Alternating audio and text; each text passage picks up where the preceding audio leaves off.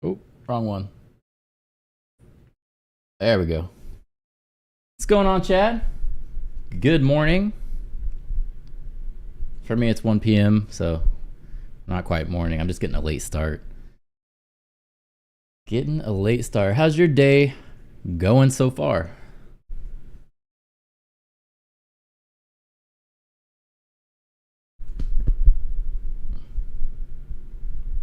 Fix this mic. What are we doing? There you go.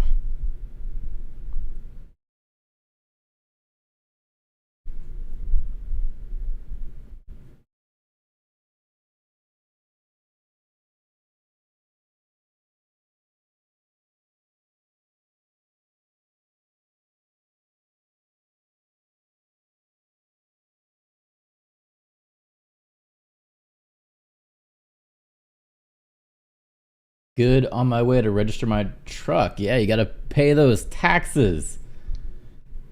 The government is definitely going to want their money. That's for sure. I still need to do that, actually. I haven't done that since I moved. I need to actually go and give them my money. Yeah, more money to the government for nothing in particular. Yeah, that's the thing. Like when it comes to like titles and tags and stuff like that, it kills me. I don't want to have to pay all that. Let me just give you my money for no reason.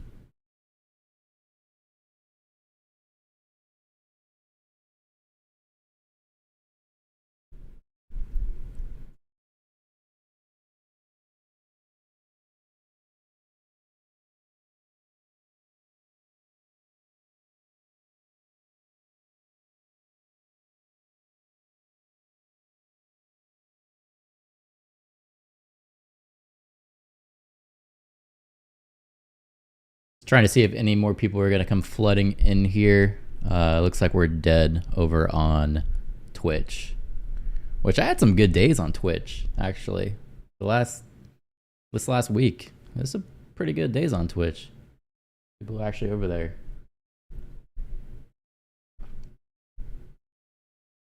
So today I want to watch this interview. Tulsi Gabbard interviews Trump.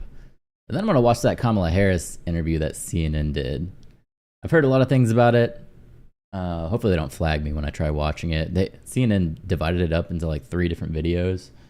So I've seen clips of it, seen some things, but I want to actually watch it and see, just have an opinion on it, you know?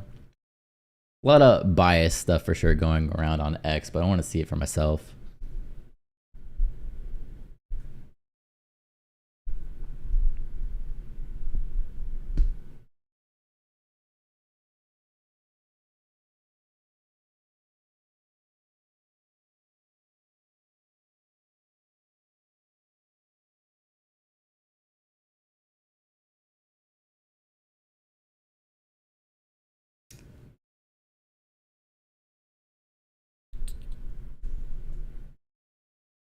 It was only 18 minutes long. Yeah, I heard they did like 40 minutes of actual footage, but they clipped it down to like 18 minutes just to try and make her look good. And people were demanding that they release the full interview.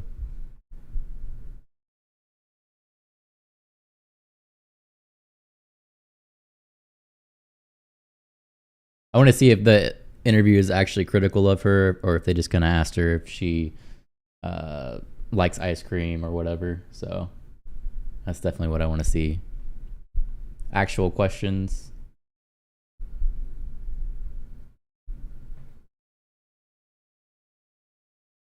Let me pull it up. I'm gonna try and watch it. Hopefully they don't get stupid and try to demonetize me for it. But you know, it's CNN and they're half retarded, so that's okay.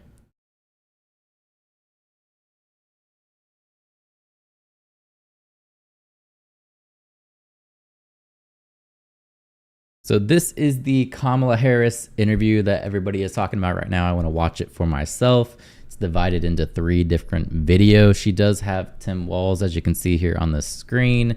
I think they throw some questions his way, so I want to hear what kind of answers he has. I think they asked him about his military service, and he kind of brushes the question off from the clips that I've seen. But I want to watch the full interview and just see what they actually have to say here. So let's go ahead and Wells, thank you so much for sitting down with me and bringing the bus. The bus tour is well underway here in Georgia. We got a bus. You have less time to make your case to voters than any candidate in modern American history. The voters are really eager to hear what your plans are. If you are elected, what would you do on day 1 in the White House? Well, Chad says it was a softball. Yeah, okay. Well, I'm going to watch it here and see what they ask. They're asking her, what is she going to do first day in the White House? Obviously, this is going to be like in every political interview. It should be an easy there are a number of question things. for her. I will tell you, first and foremost, one of my highest priorities is to do what we can to support and strengthen the middle class.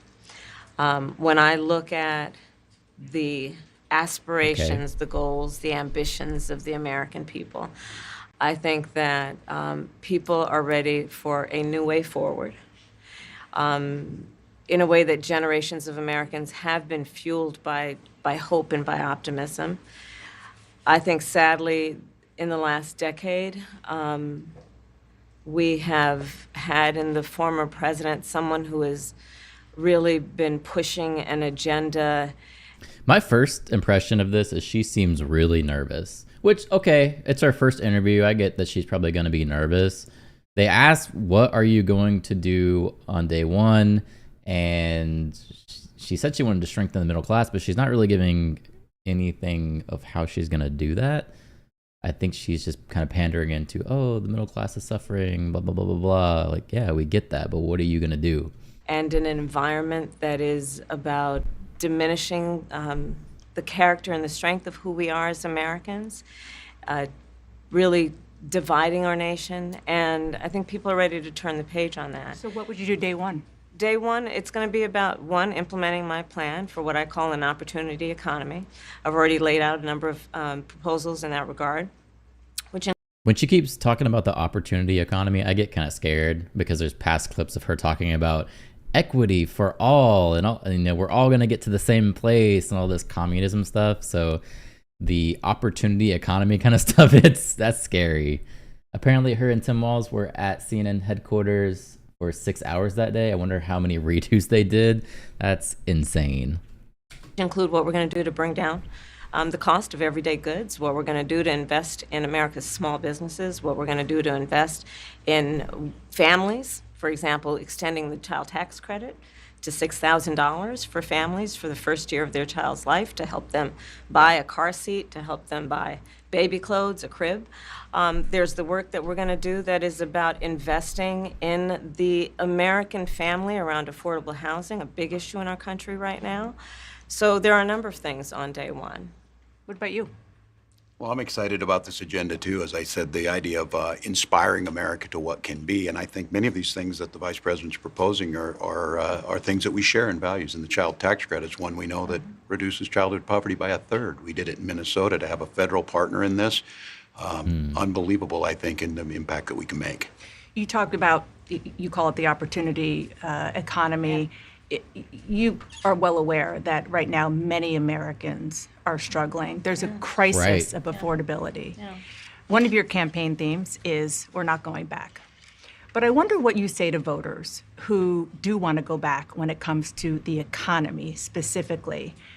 And wouldn't it be technically day 1,462 in the White House? Exactly. That's her big criticism here, is that she's already there. Why isn't she doing these things? The argument usually is, oh, well, she's the vice president, she doesn't have that much power, but I think they're really undermining how much influence that Kamala Harris has, especially with Joe Biden on the decline. He's not really there running the country. I think she has a lot more power than people lead on. Because their groceries were less expensive, housing was more affordable when Donald Trump was president. Well, let's start with the fact that when Joe Biden and I came in office, during the height of a pandemic, we saw over 10 million jobs were lost. people, I mean, literally, we were all tracking the numbers. Hundreds of people a day were dying because of COVID. The economy had crashed. In large part, all of that because of mismanagement by Donald Trump of that crisis. When we came in, our highest priority was to do what we could to rescue America. And today, we know that we have inflation at under 3%. A lot of our policies have led to the reality that America recovered faster than any wealthy nation around the world. But you are right. Prices, in particular for groceries, are still too high. The American people know it, I know it, which is why my agenda includes what we need to do to bring down the price of groceries. For example, dealing with an issue like price gouging, what we need to do to extend the child tax credit to help. This is where she starts talking about putting price mandates on groceries. Well, she said it before, and the week that followed up to that, she pretty much was bashed the entire week about how price mandates don't work. We saw that in Venezuela. It crashes economies. And I don't know if she's trying to step away from that now. It's kind of like she's feeling out and trying things to see what is actually going to work for her, but definitely not price mandates. Yo, I don't buy that Joe isn't able to do his job.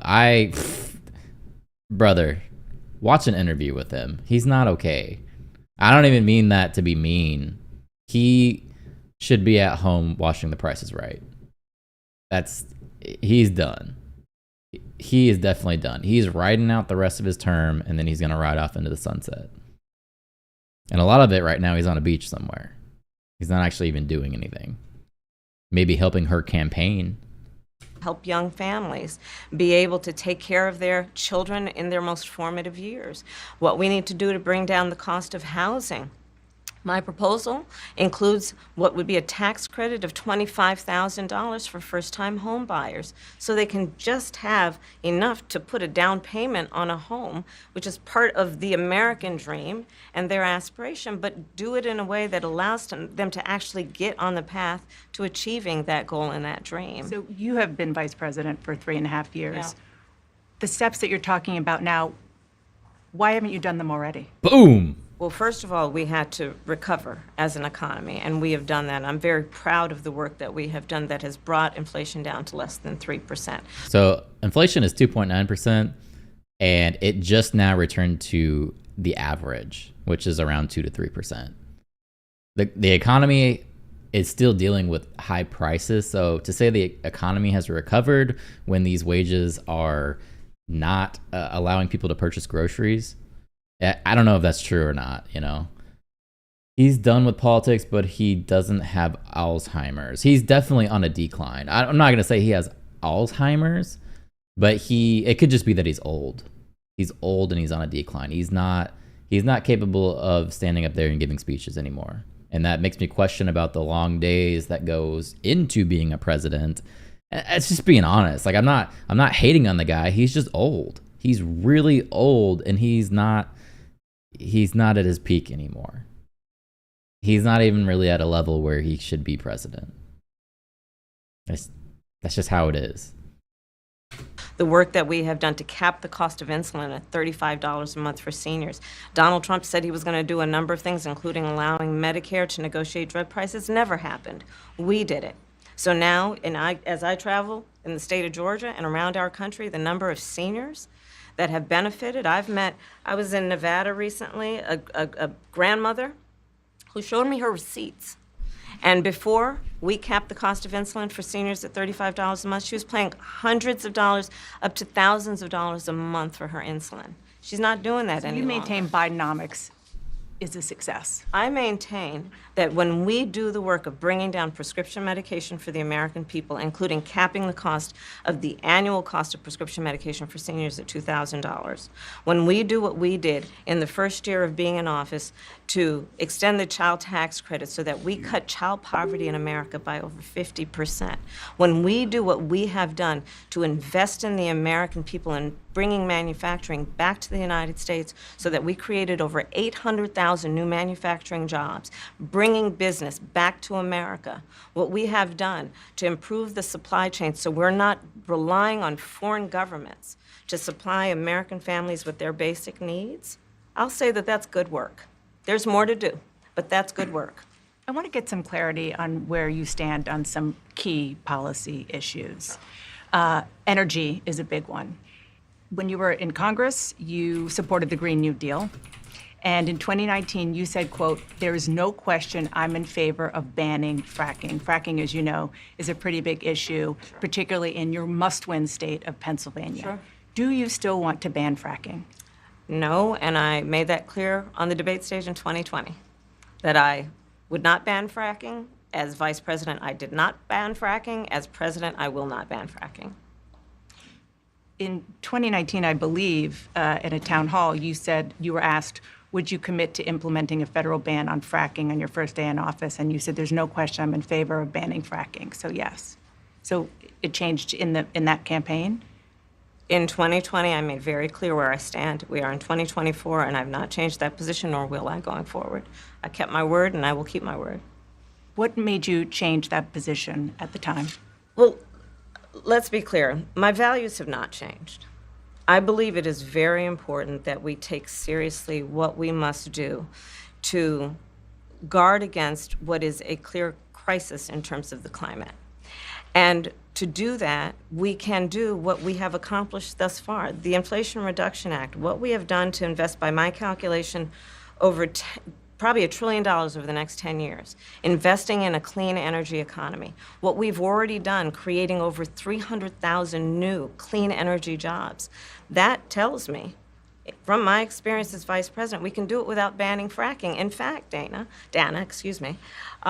I cast the tie-breaking vote that actually increased leases for fracking as vice president. So I'm very clear about where I stand. And was there some policy or scientific data that you saw that you said, oh, okay, I get it now? I wish I could take a vacation for my last 6 months of my job. Yeah, tell me about it. My values haven't changed, just my income stream. Yeah, her values certainly have changed. I don't know how she could be saying that. You're either for fracking or you're not. Are you thinking that fracking is hurting the environment? Which is what she was running on before. It was like a pollution issue, and now she's changed. So that's her values, right? They changed. What I have seen is that we can grow and we can increase a thriving clean energy economy without banning fracking. Okay. All right, so there's the first one. Let me go to the second one. Here's number 2. They got 3 videos of this. Another issue, big one, is immigration.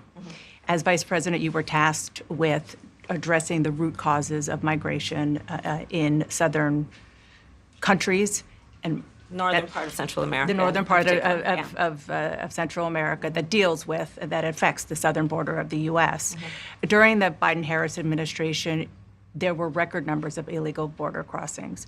Why did the Biden-Harris administration wait 3.5 years to implement sweeping asylum restrictions? Well, first of all, the root causes work that I did as vice president, that I was asked to do by the president, has actually resulted in a number of benefits, including historic investments by American businesses in that region. The number of immigrants coming from that region has actually reduced since we began that work. But I will say this, that Joe Biden and I and our administration worked with members of the United States Congress on an immigration issue that is very significant to the American people and to our security, which is the border. And through bipartisan work, including some of the most conservative members of the United States Congress, a bill was crafted, which we supported, which I support. And Donald Trump got word of this bill that would have contributed to securing our border, and because he believes that it would not have helped him politically, he told his folks in Congress, don't put it forward. He killed the bill. A border security bill that would have put 1,500 more agents on the border. And let me tell you something. So Donald Trump has actually spoken on this before, and he's saying that there was other things in this bill that he obviously couldn't agree with and had nothing to do with the border. I'm going to look that up now and see if that's actually true. The Border Patrol endorsed the bill. And I'm sure in large part because they knew they were working around the clock And 1,500 more agents would help them. That bill would have allowed us to increase seizures of fentanyl. Ask any community in America that has been devastated by fentanyl what passing that bill would have done to address their concern and a pain that they've experienced. So you would push that legislation again. I just want to Not ask only about push it, I will make sure that it comes to my desk and I would sign it. just one other question about something that you said in 2019 when you first ran. There was a debate. You raised your hand when asked whether or not the border should be decriminalized. Do you still believe that? I believe there should be consequence. We have laws that have to be followed and enforced that address and deal with people who cross our border illegally, and there should be consequence. So I can tell you right from the beginning, just looking here, the bill included funding for Ukraine and Israel, which, you know, you could argue if you're for or against that. That's obviously has nothing to do with a border issue with the U.S. So they did throw some other things in there. I'm trying to see if there's anything that really sticks out that a Republican would disagree with. Funding breakdown. So military aid for Ukraine, Israel, Indo-Pacific region, refugee assistance inside the U.S. That's obviously something that Republicans are not going to vote for. Improvements to the U.S. border security. That's what the whole bill is supposed to be for. Domestic uranium enrichment. A new system. The bill moves most new asylum cases to the Department of Homeland Security. No longer would these cases be heard by immigration judges under the Department of Justice. Instead, the people hearing these cases would be asylum officers with the U.S. Citizenship and Immigration Services. So yeah, she's not being completely honest to say like, oh, this was just to fund the border. Nah, it's a little sketchy to try and claim something like that. Let's see what else is in here. Under this bill, the system is to be in place and operational 91 days after the bill is signed into law. Migrants receive an initial screening within 90 days of arrival. If the claim fails a negative protection decision, they are immediately ordered for removal. They have 72 hours to appeal or request a hearing. If the claim passes initial screening, positive protection decision, they will get a work authorization immediately, be released in the country, and have 90 days before a final decision is made on their case. So I don't know. There were some funding issues up there. There's probably some good stuff in this too, which is what she's saying. But is it really bipartisan? Humanitarian parole. This bill ends other forms of parole, including the one used now to release migrants found crossing the border illegally. Does not significantly change the president's ability to use humanitarian parole. Cubans, Haitians, Nicaraguans, Venezuelans, the program known as Processes for Cuban, Haitians, and all them people stays in place.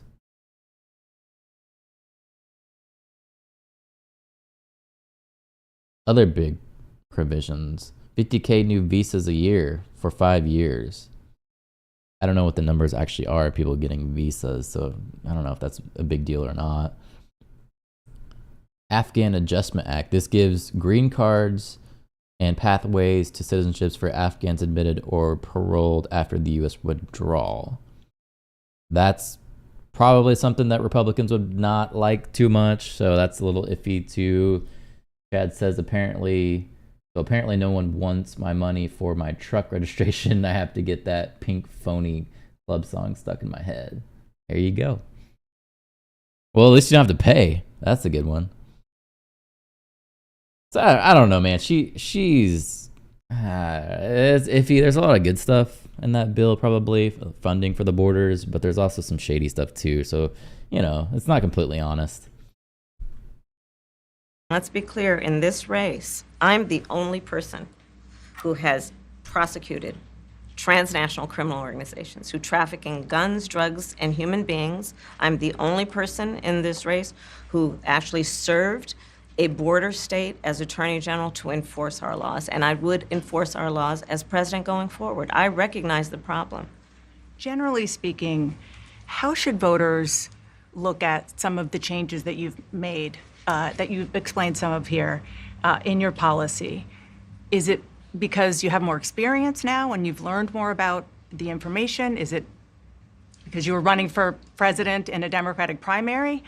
And should they feel comfortable and confident that what you're saying now is going to be your policy moving forward? See, this is a really great question. We want to know, why did you flip-flop on these things? Did you find something that changed your mind? Can you give us the details of like what is going on? Because you're flipping on all your issues. People are saying that now you're stealing Donald Trump's ideas. Let us know what you're actually thinking. Dana, I think the most important and most significant aspect of my policy perspective and decisions is my values have not changed. You mentioned the Green New Deal. I have always believed, and I have worked on it, that the climate crisis is real, that it is an urgent matter to which we should apply metrics that include holding ourselves to deadlines around time. And you believe that fracking was bad for that environment, but now you want to keep fracking. So we don't know what's going on. She's not being specific. We did that with the Inflation Reduction Act. We have set goals for the United States of America, and by extension the globe, around when we should meet certain standards for reduction of greenhouse gas emissions, as an example. That value has not changed. My value around what we need to do to secure our border, that value has not changed. I spent 2 terms as the Attorney General of California prosecuting transnational criminal organizations, violations of American laws regarding. She prosecuted criminals so hard they're taking over Colorado. Yeah, I showed that video yesterday where the Venezuelan gangs were taking over the apartment complex. That thing was insane. They're running around with like AK-47s seizing the apartment. Madness. Regarding the illegal passage of guns, drugs, and human beings across our border. My values have not changed. So that is the reality of it. In 4 years of being vice president, thanks for the sub. I'll tell you, one of the aspects to your point is traveling the country extensively. I mean, I'm here in Georgia. I think somebody told me 17 times since I've been vice president in Georgia alone.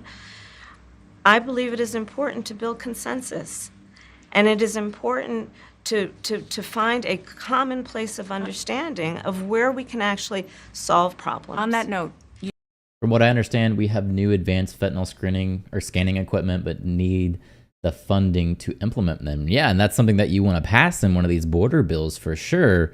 But when she's throwing other things in the bill and it's not really completely just for the border or for combating immigration, it's actually sending all this money to Ukraine, while saying that Republicans denied a bipartisan border bill, that's where people look at her and they're like, your credibility isn't quite there because you're not being completely honest. That's really what it comes down to. Like, you're not being completely honest. And as a politician, I get it. We're looking into this probably too much. Both of them are going to lie, of course. But just looking into the interview, I'm like, you're running with these things in your campaign, like the Project 25 stuff, which is obviously not true. With this, Republicans shot this bill down because they only wanted to further Trump's campaign. Probably a little bit of that is true. I would agree. Some of it is they want Trump to be elected and come in and be the savior of the border. But you can't run and say that they turned it down just because of Trump when there's all of this other stuff that we can find in that bill. I support single item bills. It would make passing them easier. Yeah, I mean, you can't have all of this stuff packed into one bill and then call it we're going to champion our border bill. Like, it doesn't work like that. You can't have all this crap in there. They always give it some kind of positive name, like this is going to help our borders or something. It's some stupid name, and a lot of it has nothing to do with it actually the bill's called. So Langford is lying too. I'm not familiar with Langford. Who is Langford? you had a lot of Republican speakers at the convention. Will you appoint a Republican to your cabinet? Yes, I would. Anyone Yes, in I mind? would.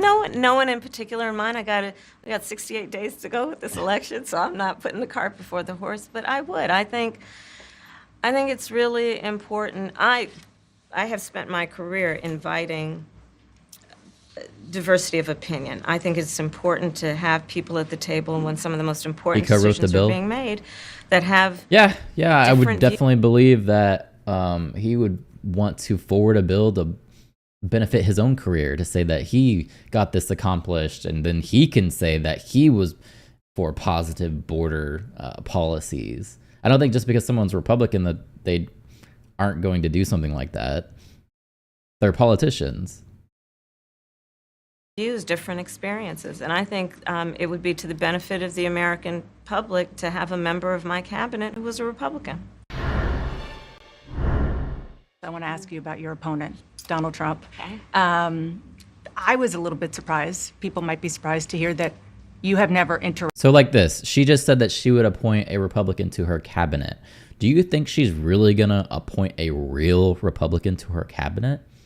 No, it's probably going to be like a soft, I'm a Republican, but not really. I'm going to agree with Kamala. It's just, that's politics. He's about as far right as anyone in the Senate. Well, I mean, just looking at all of this funding here, it's not just for the border. It's also for Ukraine, which that's what Donald Trump is running on. He doesn't want to fund Ukraine. So that's why they're going to disagree with it. Makes sense to me. Interacted with him, met him face to face. That's going to change soon. But what I want to ask you about is what he said last month. He suggested that you happened to turn black recently for political purposes. Oh, here we go. Questioning a core part of your identity. Yeah. Any Same old tired playbook. Next question, please. See, that was good. That's it. okay. Let's give her points there. She didn't like play into that drama. She's just like, next question. I'll give her that. She's not playing into that because she knows the playing into those race issues are not going to get her votes. They're going to draw people away from her. So good for her. Let's talk about some foreign policy issues that would be on your plate if you become commander in chief.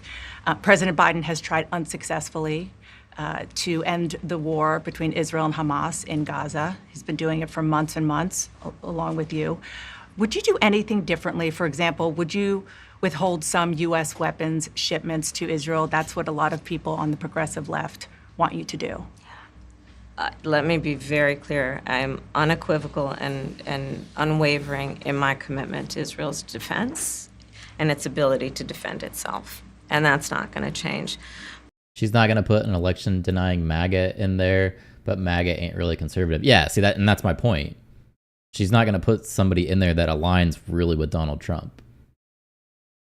That's my point. So we agree. But let's take a step back. October 7, 1,200 people were massacred.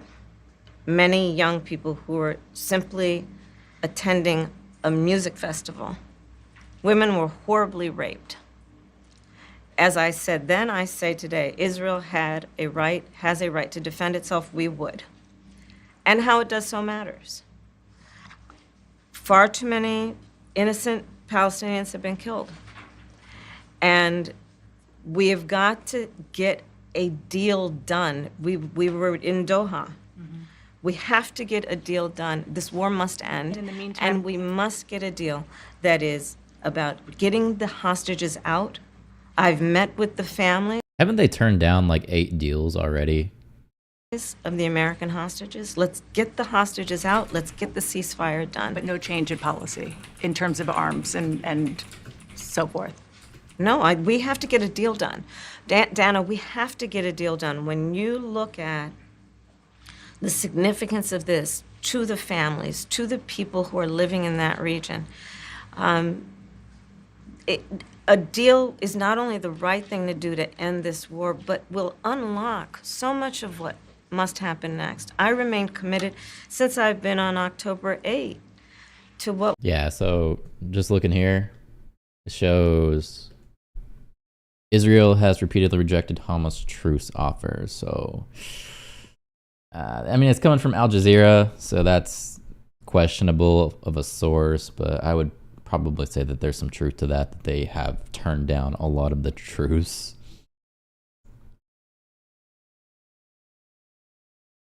Look into... Yeah, Netanyahu rejected a Hamas proposal to end the war and released more than 100 captives held by the group in exchange for a withdrawal of Israeli forces. The release of Palestinian prisoners in Israel jails in recognition of Hamas governance over Gaza. So Israel's not really on board too much for working out these truce. What we must do to work toward a two-state solution, where Israel is secure and in equal measure, the Palestinians have security and self-determination and dignity. Oh, hail. All right, here's the final one. Governor Walz, the Walz, country yeah. is just starting to get to know you. I want to ask you a question about how you've described your service in the National Guard. You said that you carried weapons in war, but you have never deployed actually in a war zone. A campaign official said that you misspoke. Did you? Well, first of all, I'm incredibly proud. I've done 24 years of wearing the uniform of this country. Equally proud of my service in a public school classroom, whether it's Congress or the governor. My record speaks for itself, but I think people are coming to get to know me. I speak like they do. I speak candidly. I wear my emotions on my sleeves, and I speak especially passionately about our children being shot in schools. All right, that's not the question that was asked of you. The question was, you've been saying you were toting guns over there in Iraq and Afghanistan, and did you deploy? Because it seemed like you were trying to do a little, not stolen valor, but embellishing your resume for sure, to try to say that you're some kind of war hero, the same way that you said that you were a head coach, and you weren't a head coach, you were an assistant coach, which is not a bad thing. I mean, he could have just ran and say, I'm a 24-year veteran, and, you know, we're a lot of veterans in my stream here. We'd have been like, hell yeah, you're a veteran. You don't need to embellish that you're some kind of Navy SEAL or some shit, you know? Yeah, being an assistant coach is still really cool. You know, that's a lot of lives that you probably touched, but you just have to lie about it. Why? What's the point? Why lie about it? And he's not really answering the question. 24 years in, I wonder how many awards he's gave himself and what his rank was. And that's the other thing about his rank. They were trying to say that he had a rank that he didn't actually achieve. I guess there was some training that he needed to do to actually get this rank, and he didn't retire at that rank, but they were selling him at that rank. And it's just like, why? Why do that? Why not? I mean, just be the rank that you were. Just sell yourself as that. You were in the military for 24 years. That's amazing, you know? When was it that he made these claims? When he first came out, that's what they were calling him. His initial speech of him coming out, they were calling him Sergeant Major, and he wasn't a Sergeant Major. He came out, and they were trying to label him as coach and not say his name because they said he was a head coach, and he wasn't. He was an assistant coach, which is, I'm not shitting on him for that. Like, this is cool stuff, but why take it the step further and lie about it? To try and say, like, you were the top official to serve in Congress while also having the top rank in the military. Like, come on. Why do that? These are the things where you're like, And I get it. We all kind of embellish our resume. Everybody does it. But when you're in the spot like this and you know people are going to fact check it, like, why bring that criticism to yourself? And around guns. So I think people know me. They know who I am. They know where my heart is. And again, this has nothing to do with what he was asked. My record has been out there for over 40 years. Hey, we think you lied about your resume. Oh, well, I don't support children dying. And people are just supposed to like pretend like he answered the question. Like, no shit, you don't support children dying. Nobody supports that.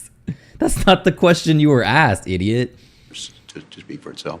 And the idea that you said that you were in war. Yeah. Did you misspeak, as the campaign has said? Yeah, I said we were talking about, in this case, Yeah. this was after a school shooting, the ideas of carrying these weapons of war. And my wife, the English teacher, told me my grammar's not always correct. But again, Your if it's grammar, his grammar wasn't correct. Bro, you lied. You said you went to war and you were toting guns. Come on, dude.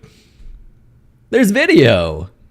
not this, it's an attack on my children for showing. He should have just said he misspoke. Dude, you can't just say you misspoke about your military record. It don't work like that. It doesn't.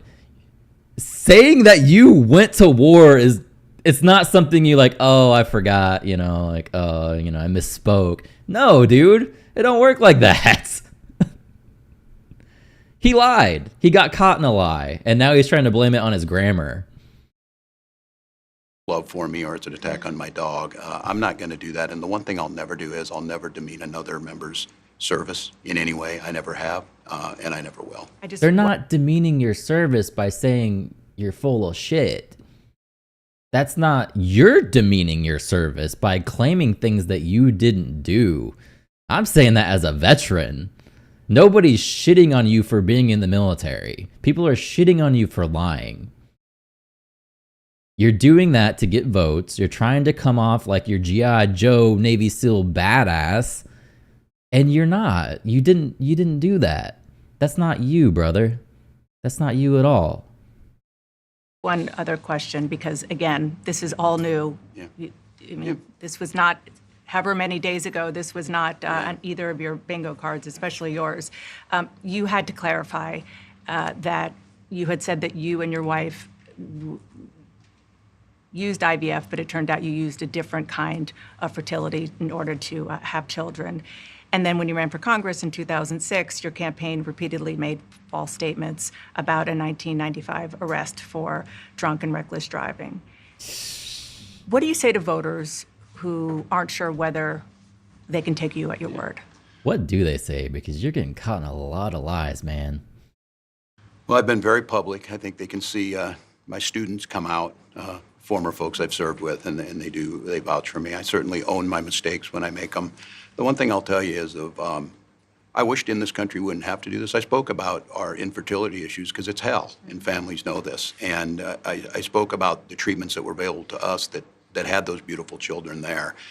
That's quite a contrast in folks that are trying to take those rights away from us. And so I think people know who I am. They know that record. They've seen that. I've taught thousands of students. I've been out there. And I won't apologize for speaking passionately, whether it's guns in schools or protecting of reproductive rights. The contrast could not be clearer between what we're running against. The vice president's position on this has been clear. And so Trump has never wanted to take away IVF rights. I don't know what he's talking about. He actually just came out with something recently. I'll look it up. I think most Americans get it if you've been through that. I don't think they're cutting hairs on IVF or IUI. I think what they're cutting hairs on is an abortion ban and the ability to be able to deny families the chance to have a beautiful child. No, brother, you said that Trump wanted to ban IVF treatment. So if anybody's cutting hairs, it's you. You're making this into an issue because you keep lying. So yeah, New York Times, right here. This is actually what Trump is running on. Of course, they got to hit me with the ad. So I don't pay for this, but I can't really get around that. But it says right here, Trump called for IVF to be free. How would that work? And they're going to go into details of his plan of how he wants to make IVF free. So if anybody's making that controversial by saying Trump wants to ban IVF, brother, that's you. You're making it controversial because you keep lying and it's hurting your campaign. Vice President Harris, you were a very staunch defender of President Biden's capacity to serve another 4 years. Right after the debate, you insisted that President Biden is extraordinarily strong. Given where we are now, do you have any regrets about what you told the American people? No, not at all. Not at all.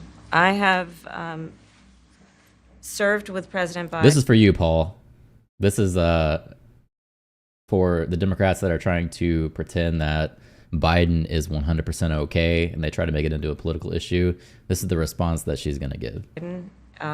For almost 4 years now, and I'll tell you, it's one of the greatest honors of my career, truly. he cares so deeply about the American people. He is so smart and That's not what was asked. Do you regret lying to the American people about Biden's health conditions? That's what was asked. and loyal to the American people. And I have spent hours upon hours with him, be it in the Oval Office or the Situation Room. He has the intelligence, the commitment, and the judgment and disposition that I think the American people rightly deserve in their president. By contrast, the former president has none of that. And so, one, I am so proud to have served as vice president to Joe Biden. And two, I am so proud to be running with Tim Walz for president of the United States and to bring America what I believe the American people deserve, which is a new way forward, and turn the page on the last decade of what I believe has been contrary to where the spirit of our country really lies. But the last decade, of course, the last 3.5 years has been part of your administration. I'm talking about an era that started about a decade ago, where there is some suggestion, warped I believe it to be, that the measure of the strength of a leader is based. I doubt Trump even knew what IVF was, and many Republicans do want to ban IVF. Trump is just pandering, like his flip-flop on Florida abortion ban. And let's say in your scenario, Trump is a retard. Trump is just stupid. Let's just go with that. He never said anything about IVF because he didn't know what it was.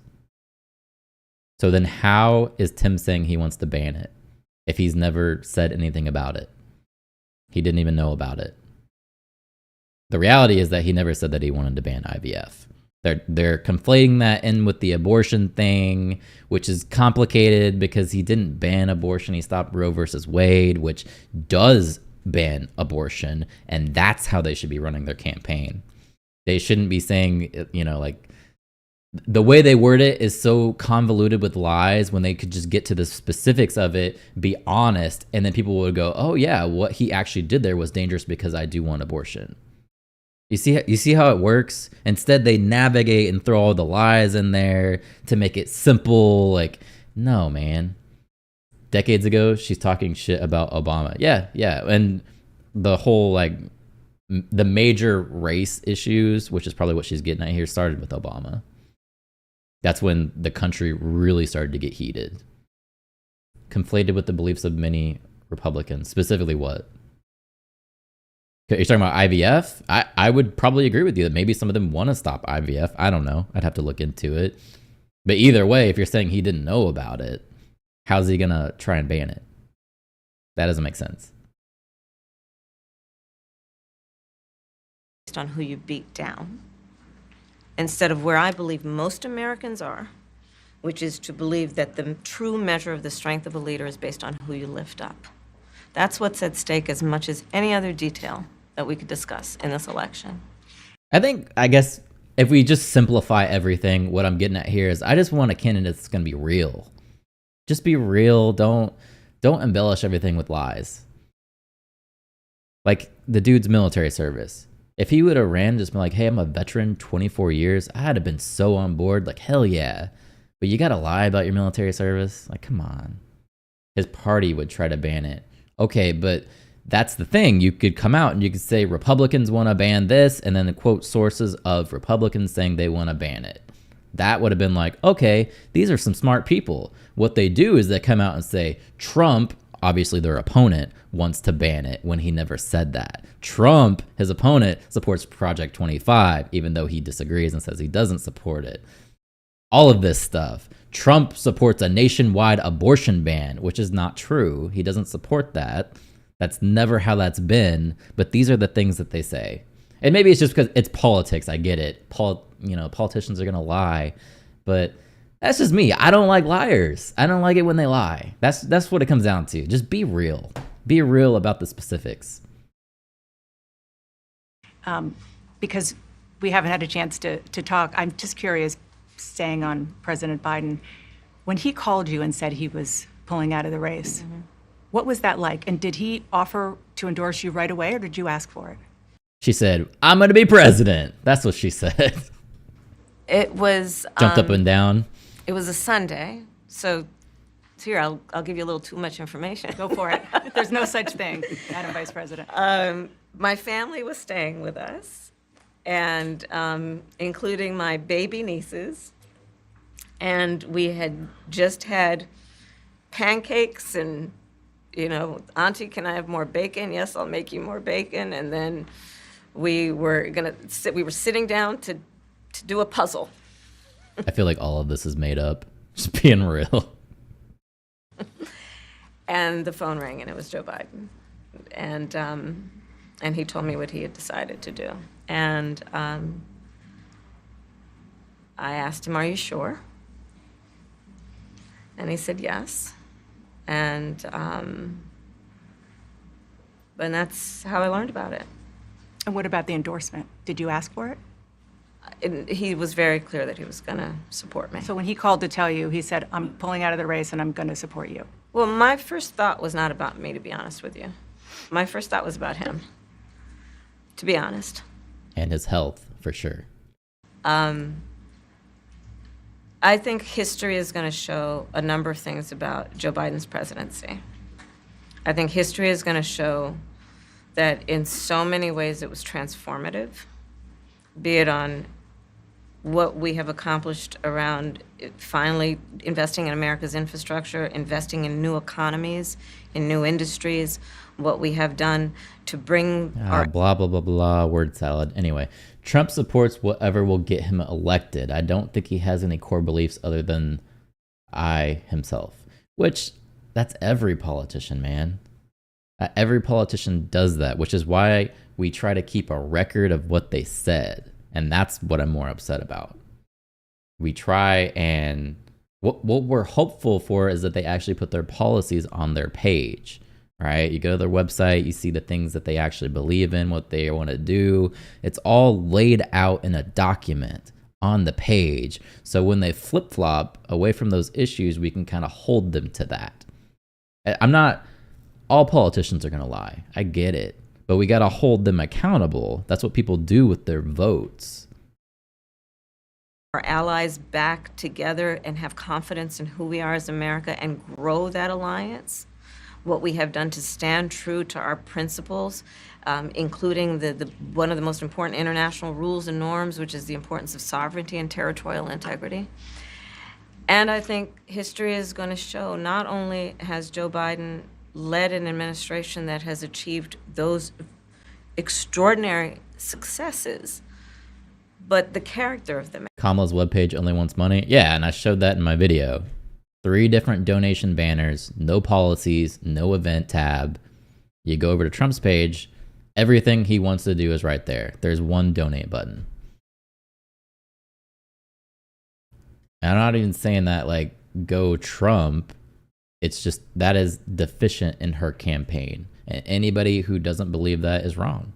That's just how it is. Like you have to, the only way to hold a politician accountable is to actually see what their issues are. And if they refuse to show you what their issues are and what their policies are going to be, there's no way to hold them accountable. And they're trying to dupe you by doing that. This way, they don't have to actually say that they're for anything or what they're going to do. And they can't be proven wrong. We're playing a game where it's like you're trying to do a math equation, but they're not giving you the numbers. You're not allowed to solve the equation. And that's what bothers me.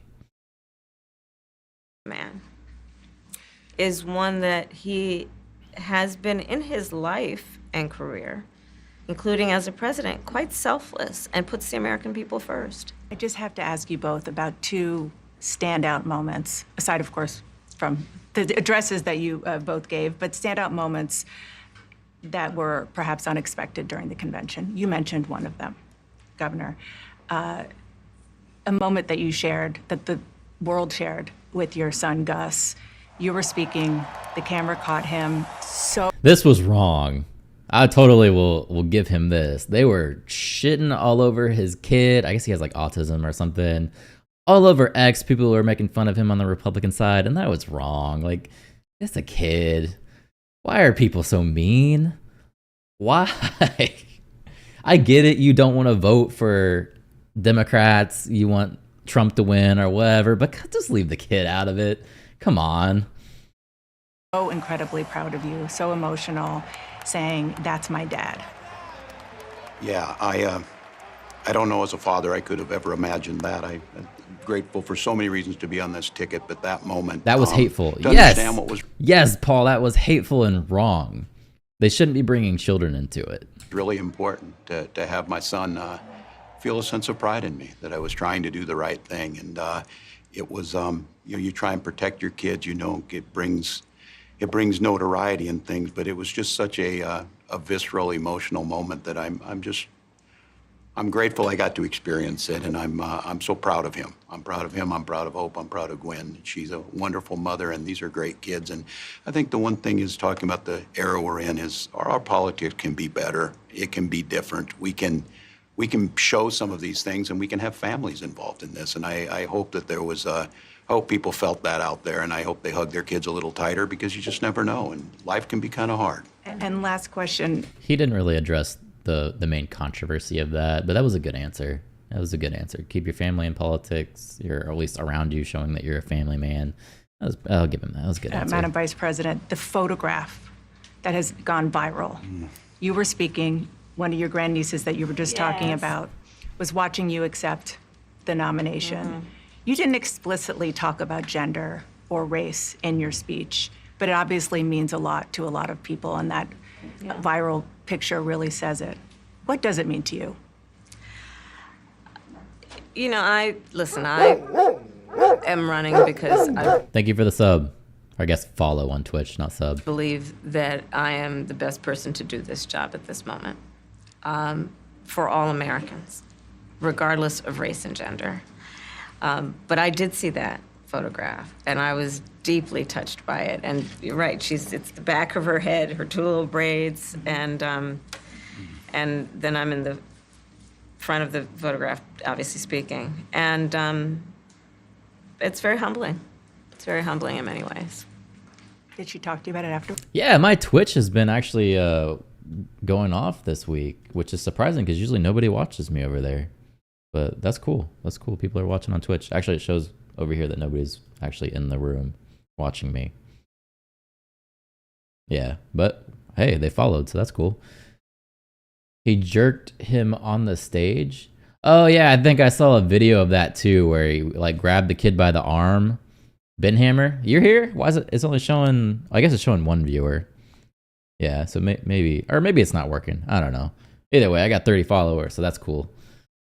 But yeah, Bexy did say, or I did see like a video of him like jerking him up on the stage, which, okay, look, not cool, but his son is autistic. Maybe he needed to like, come on, we're going on stage, we're going for a photo. Like you got to kind of like guide him a little bit. Maybe not trying to be mean, like you should be jerking your kid around or anything, but still, maybe someone with some issues, you kind of have to be a little bit more firm, I guess. They weren't saying stuff against the kid. It was how Waltz jerked on his arm. No, I definitely saw like photos of the kid crying. People were making memes of that. But you're right. There also were the video of him jerking the kid by the arm. That's true as well. But even that, I'm kind of like, he kind of had to get a handle of the kid to get on stage, probably. That's a weird line. I know. It's like, it's the reality, though, probably. Afterwards? Oh, she had a lot to talk about. She had a lot. She listened to everything, and she listens to everything. Give you your hot takes? Oh, yeah, definitely. Madam Vice President, Governor Walz, thank you so much for your time. Appreciate it. Thank Oh, you. that's Thanks, it. Shanna. Thank you. Jeez. Yeah, I'm not trying to be a jerk, but have you ever seen somebody with a toddler that, they're trying to go somewhere and they grab their kid and, a little bit harder than they should? I don't think he actually was like abusing his kid. I think that was a little bit, it was a bad photo op for him for sure. It looked pretty bad, but I don't think he's like abusive.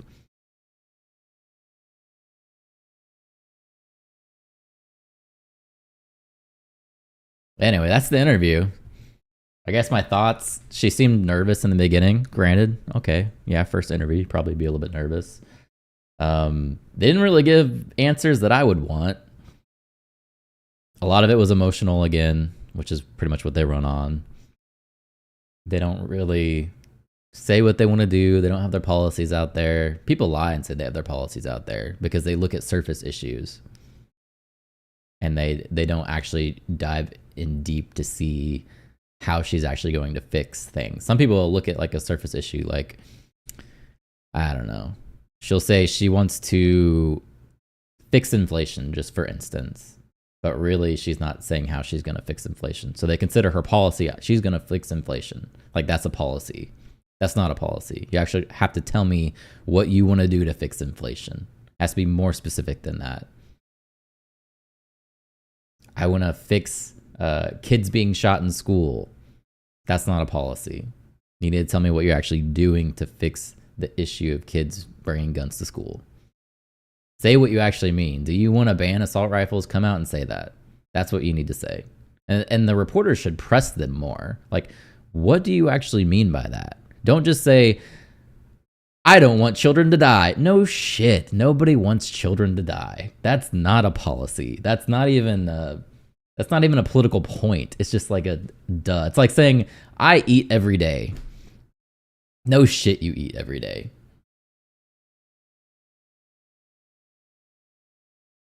That's what gets me. I want specifics. I want to know what you're actually doing. Don't try to blindside me with your emotions.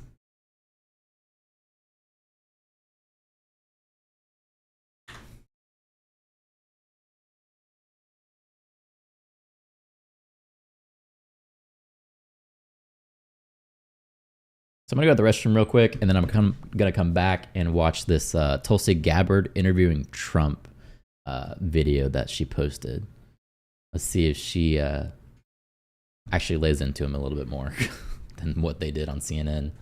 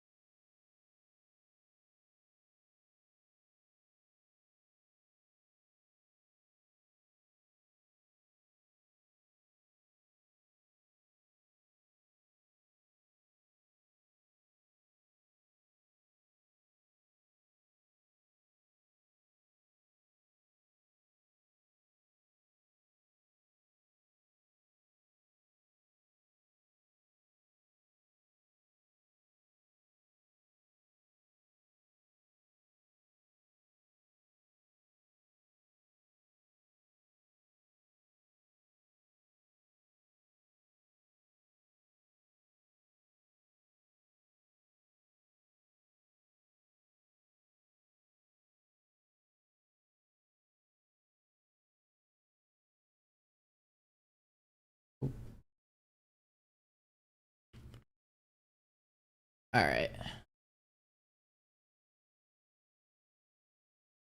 She's going to go after price gouging, and Biden already is. Yes, they do want to ban assault weapons. They busted some real estate bros setting rent prices. So they want to do rent control, and I don't think rent control really works either.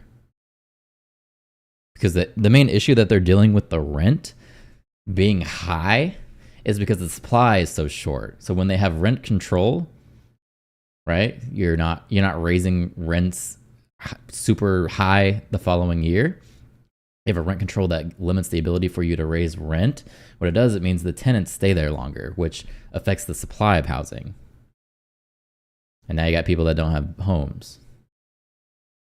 Boom.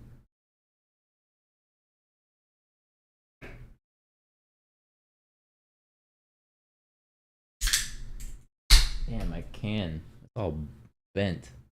all jacked up.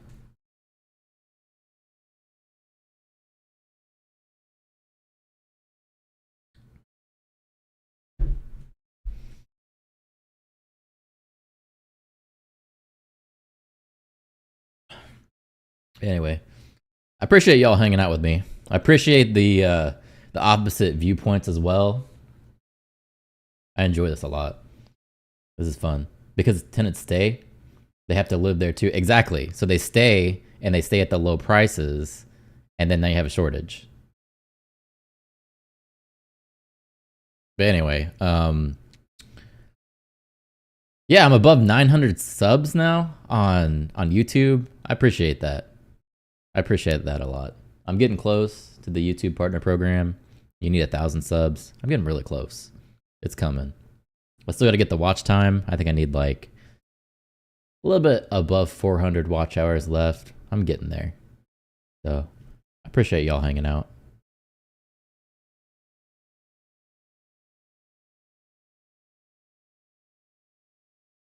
Where's the video? There's the video. All right, so this is Tulsi Gabbard interviewing Trump. I'm a big fan of Tulsi, especially with her stance on censorship lately. That's one of my big things that I'm looking at in the election and trying to decide on who I want to vote for is the crazy censorship that has happened in the past from platforms that I use like YouTube and Twitch. And, you know, we just saw the letter from Meta, last week, where they pretty much came out and said that Biden administration was censoring him during COVID. So this is a hot issue for me. Definitely curious to see what kind of questions she's going to ask him. Let's go ahead and hit the Welcome play. to the stage, four-term Congresswoman from Hawaii's 2nd District and Lieutenant Colonel in the United States Army Reserve, Tulsi Gabbard. It is such a privilege to join all of you here tonight. Thank you for your patience. It's worth the wait, right? Hold up. Let me ask you this. In Utah, the state spends millions of dollars on new affordable housing, but all these new apartments are still expensive as hell. Is that the same where you are? Yeah. And where I live in Florida, yeah. Rent here is very expensive, but it was way better than Hawaii, I can tell you that. So definitely had a little bit of relief moving from that. What a special week to be here to join all of you. A few things have happened. Not sure if you caught it in the news. 2 former Democratic presidential candidates have endorsed Donald J. Trump to be president of the United States. Yeah. RFK. You might have heard of a guy named Bobby Kennedy Jr. And I was really proud to stand with President Trump just this past Monday to announce my endorsement and support for him in front of thousands of my National Guard soldiers and airmen, fellow soldiers and airmen. So RFK said this morning that Trump had asked him to be his VP before he decided on J.D. Vance, and RFK denied the position. Because I am so excited about the opportunity that we have before us to stand together, not as Democrats and Republicans, but as proud Americans who love this great country.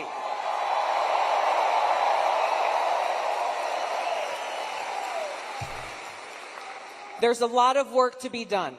The stakes could not be higher than they are right now. President Trump is going to talk about, and we'll have a conversation about why these stakes are so high and how he and he alone is the candidate to lead us toward that path of peace, prosperity, and freedom. Join me in welcoming the next president of the United States, President Donald J. Trump. We love our country. There he we is. love our country, don't we? It's amazing. And RFK needs to be put in charge of the CIA just to get revenge for his dad and uncle. Well, Trump wants to put him on some kind of position to release documents involving his dad and uncle. So that'd be interesting to see what comes out with that if he does get elected. Paul says definitely a housing shortage. Even in my little town, rent has skyrocketed. If we had to move, we would be fucked. Yeah, and that's one of the reasons why I want to actually buy a house, get in a position to where you can own a house to avoid the spikes of rent.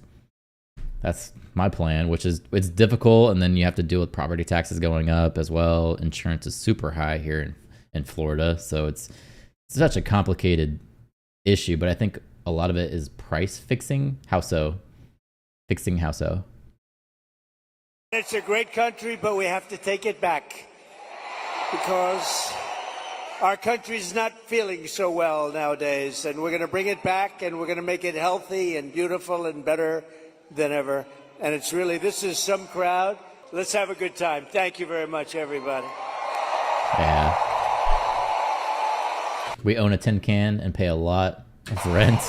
Well, thank Damn. you, Mr. President. Thank you. This is a very special evening for us all to have a conversation about some of the real issues that are facing Americans across the country and that don't get talked about often enough. And I want to start with one that's very personal to me.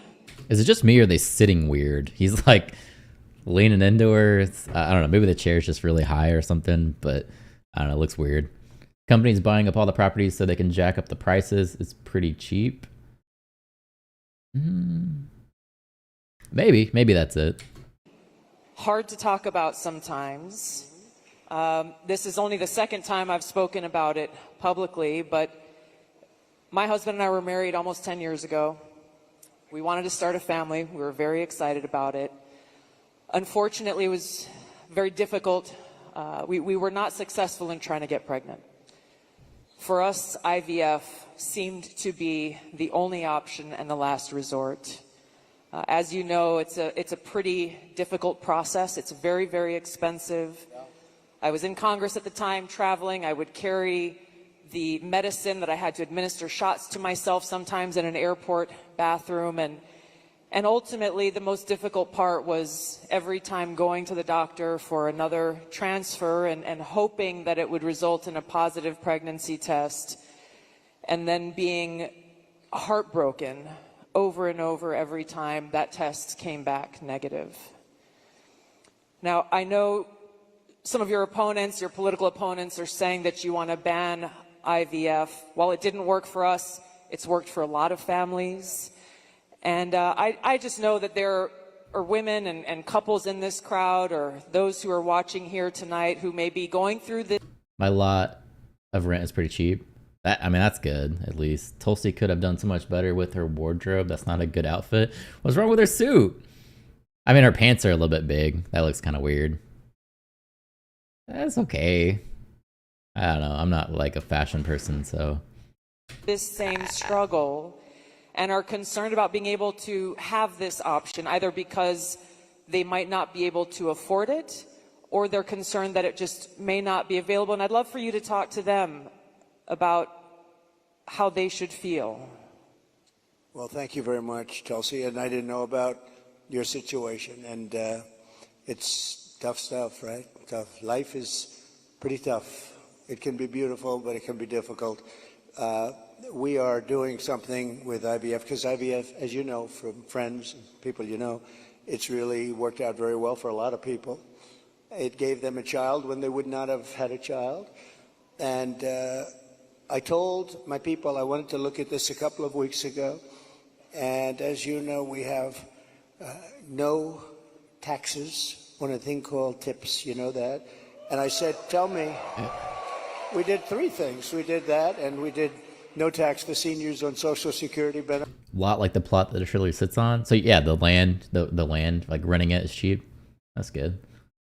She's reminding me of Hillary. The suit, it is a little Hillary-ish, I guess. I don't know if Hillary would wear a color like that, though. She looks okay. I don't know. Nah. I have a Trump card. What are you going to do with the Trump card? Benefits, we want to have that. And I've been seeing a lot of IVF, and I kept hearing that I'm against it, and I'm actually very much for it. In fact, in Alabama, where the judge ruled against it, and I countered the judge and came out with a very strong statement for it. and the You Alabama. were very quick in your response to that. I was, but they were too. They were amazing. The legislature approved virtually my statement. I'm in full IVF, and it has really gone. It's terrific. And I said, so with the tips and with the Social Security, the no taxes on Social Security, I said maybe for IVF, and I've been looking at it, and what we're going to do is for people that are using IVF, which is fertilization, the government is going to pay for it, or we're going to get or mandate your insurance company to pay for it, which is going to be great. So We're going to do that. right here, this is the political sphere that we're dealing with here. You have Tim Walz came out and said Trump wants to ban IVF. Really, he was probably talking about their abortion angle, but he was talking about IVF. That's when Tim Walz was saying that this is how I got my daughter was through IVF, which actually wasn't true. It was a different form of IVF or something like that. And I named my daughter Hope because of this. He gave this big speech. Trump had never said that he wanted to ban IVF. So now we're fast forwarding here, and Trump wants to do free IVF. Now you can go back and say, this is all BS. He's not gonna be able to make IVF free, but it just shows like that's the political battle that we're going through. I'm not offended by her attire. I mean, her attire is fine. Like I said, the pants look a little bit big, but whatever. Don't get me wrong. I still love Tulsi. I would follow her into battle even with her wearing that suit. Yeah. IVF is expensive AF. I don't see how he's gonna do that, and that could be the issue. But this is probably more a political ploy because Tim Walz said Trump wants to ban IVF, which he had never said. That never happened. That's why he's doing this. We could definitely argue: is he actually going to do it? Is it something that's actually in a budget that they could do it? This is just the strategic battle that they're doing there.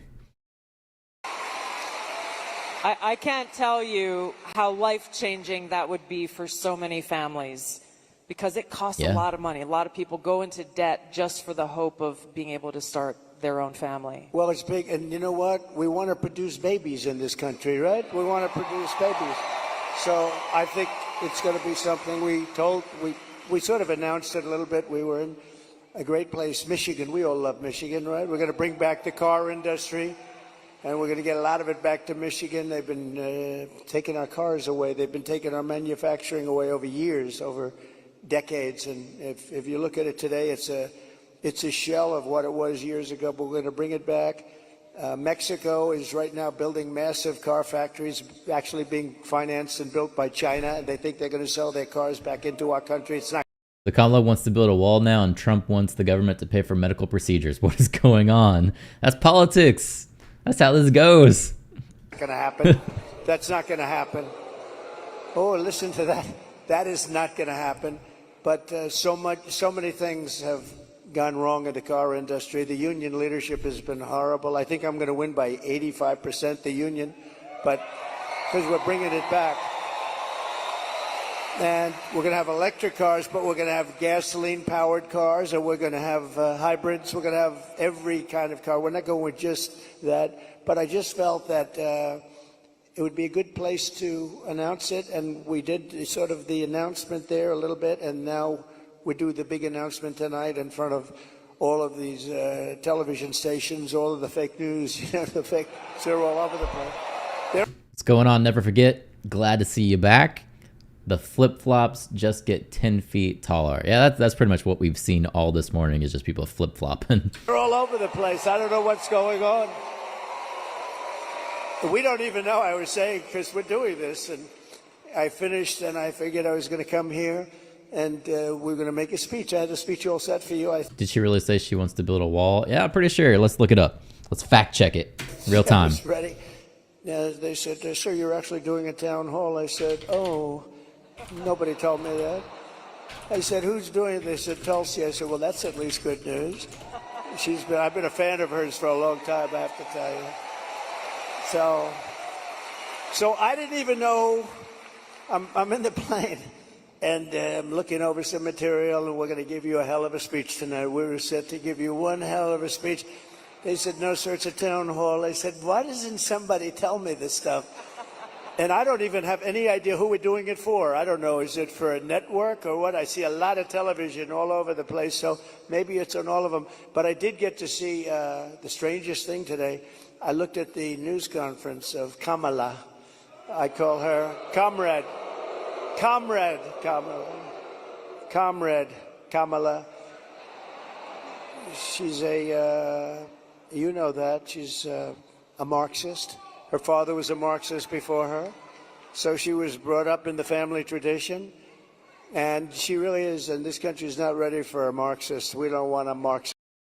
So the one thing that I found here is from factcheck.org, which is normally something that leans to the left, and they're saying no, but also what they say is the thin piece of evidence on which this political bank shot rests is that Harris said during the DNC that she would sign the bipartisan border security bill that failed in the Senate early this year. Trump opposed legislation that the bill would, among many other things, allow about $650 million appropriated during the Trump administration for the border wall construction to be used for that purpose. So she's saying that she's going to sign that bill that include the funding for the border wall, so then she has to be for it. Obviously, it makes sense, right? But they're trying to say that she's not actually for it. They're just saying that's like a thin piece of evidence. But I don't know, man. To me, if she's signing a bill that's funding the wall that says she's for the wall, right? That would be common sense. And this is what Trump had to say. It said, if she's elected, President Kamala Harris pledges to spend hundreds of millions of dollars on the wall along the southern border, a project she once opposed and called un-American during the Trump administration. It's the latest example of Harris flip-flopping on her past liberal positions, such as supporting Medicare for all and banning fracking, which those are definitely true. Proposals that aides say she is now against. So yeah, if she's funding the wall, she's supporting it. This is common sense, right? That's what I have to say about it. Even though the article is trying to say that she's not. But whatever. And she destroyed San Francisco. She destroyed California. And we're not going to let it destroy our country. I'll tell you, it's not going to happen. So, but just to finish, so for some reason she doesn't want to talk to anybody. So she's either not the smartest light in the ceiling. I'm trying to be nice here. I want to be. They say, be nice, sir, be nice. It's hard to be nice when somebody is destroying your country and wants to destroy your country. It's hard to be like nice. But yeah. Oh. But she is. She was a terrible vice president. She was a terrible border czar, worst in history probably, not just in this country. But the border, millions and millions of people, I say 20 million plus, have poured through the border during their term. I had the safest border in the history of our country. They have the most unsafe border in the history of the world. And they're coming through, and many of them are from prisons and jails. There's a slight difference, as you know, prisons and jails. Many are from mental institutions and insane asylums, and many are terrorists, and they're pouring into our country at a level. I don't know if you saw the news today, Tulsi. They had a group of, a lot of them, Venezuelan people with lots of machine guns taking over a building. Oh yeah, they took over an apartment complex. It was crazy. I'll pull it up again. I showed it yesterday, just so you guys can see it. Someplace. I'm looking, I'm saying, where is that? They went in and they took over a building. This is just the beginning. They're taking their criminals from all over the world, not just South America, not just Venezuela, which you've been reading about, all over the world. They're taking their criminals and they're dumping them into the United States. Kamala is allowing it to happen. And they actually want to give them papers. They want to make them citizens, and they want to give them your Social Security. They want to give them your Medicare. And your Social Security will collapse under her. I'm the one that's going to protect the Social Security. But they're coming, I will totally protect, as I did for 4 years. And there was no age increase, there was no anything. We're going to protect. They destroy you with inflation, and then they want to destroy your Social Security, so it's not going to happen. But this is going to be the most... All right, here we go. Well, the bill is bipartisan, and there's always gives and takes. Yeah, but she's the one out there saying that she's tough on the border and she wanted to be as strong as she can on the border. And the reason why she couldn't is because they didn't sign this border bill, even though it's funding the wall. I don't know. It's kind of, it's weird the way she has to be for it at that point. Trump could really well if he just could do really well if he just sticks to the questions. Tulsi asked about IVF and he's now on borders. Exactly. He kind of runs through his normal spiel and he doesn't stick to the questions. They were really good in the debate about putting the question right below Trump. When he went off on tangents, he's like, this is what he was actually asked, and he's talking about things that weren't even related at all. But what he was talking about was this video here with the Venezuelan gangs in Colorado taking over this apartment complex.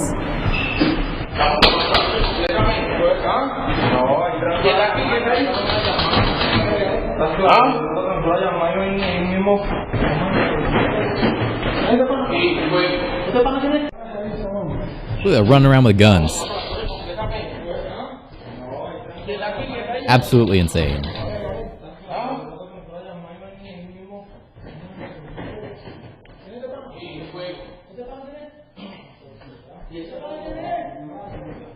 So they just seized this apartment complex. This is ours now. No big deal. Anyway, that's pretty much it. You can see him walking around with guns. Absolutely insane. Most important election in the history of our country. So I just want to say that it's an honor to be with you tonight. It's a forum that's very different because I have no idea who the hell is broadcasting it. But all we'll do is we'll talk because we're friends. I love this state. I gave them Marinette. We gave them a very big, Tulsi, we have a ship contract. And as you know, we gave Marinette yards, but we gave them a tremendous contract. They wanted it all over the country. I said, we're going to get it for Wisconsin, and it's a big one.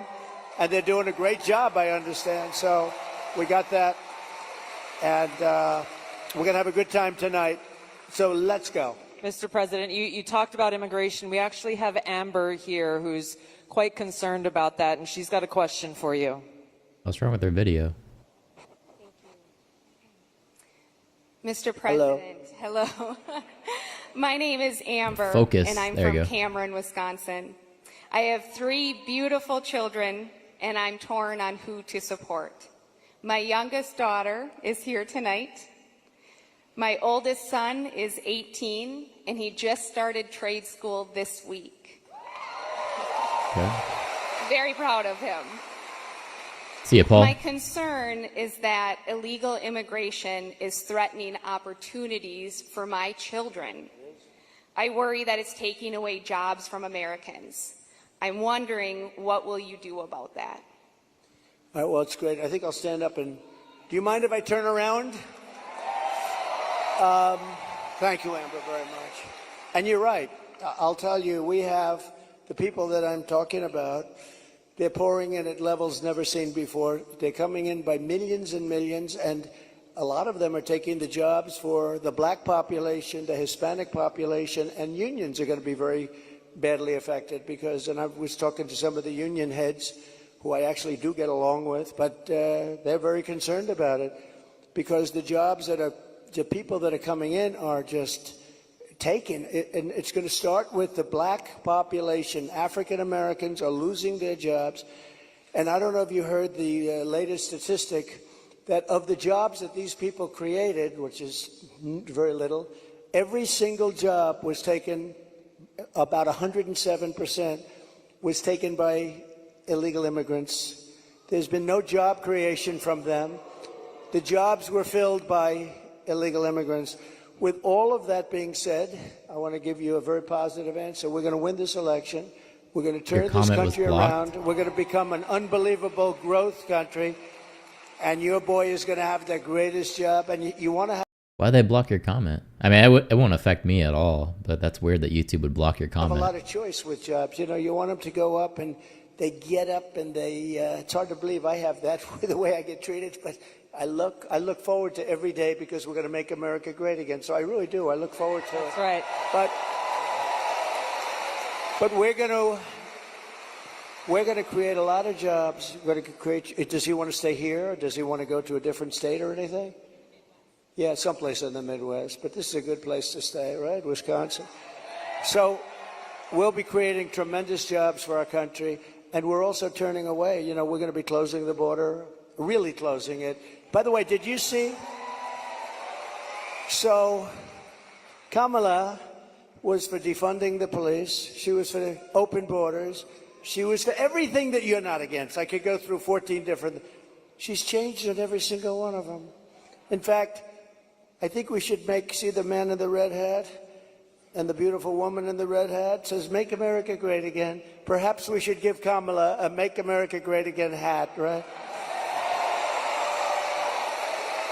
But the problem is, that's not her belief. Her belief is open borders. Her belief is getting rid of Social Security. Her belief is doing all of these plans, like for health insurance, where you have one big government-run mess. And if you have private plans, a lot of the people in this room have private plans. They're incredible plans. They worked hard to get those plans, and that's what they want. But with her, she wants to have, it's really a communist type of government. And I just saw her, Tulsi, she was sitting behind a desk doing this interview.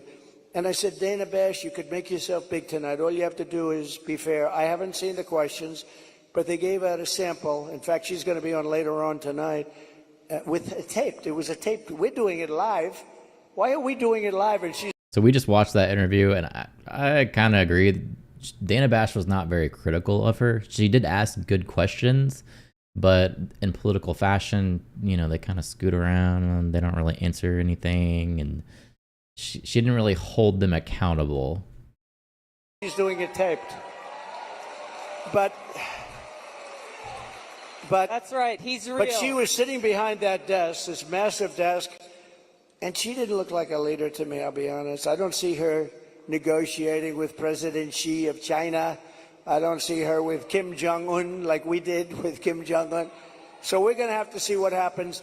I'll tell you what, November 5th is going to be the most important day in the history of this country. How about those debates? Those are coming up really quick.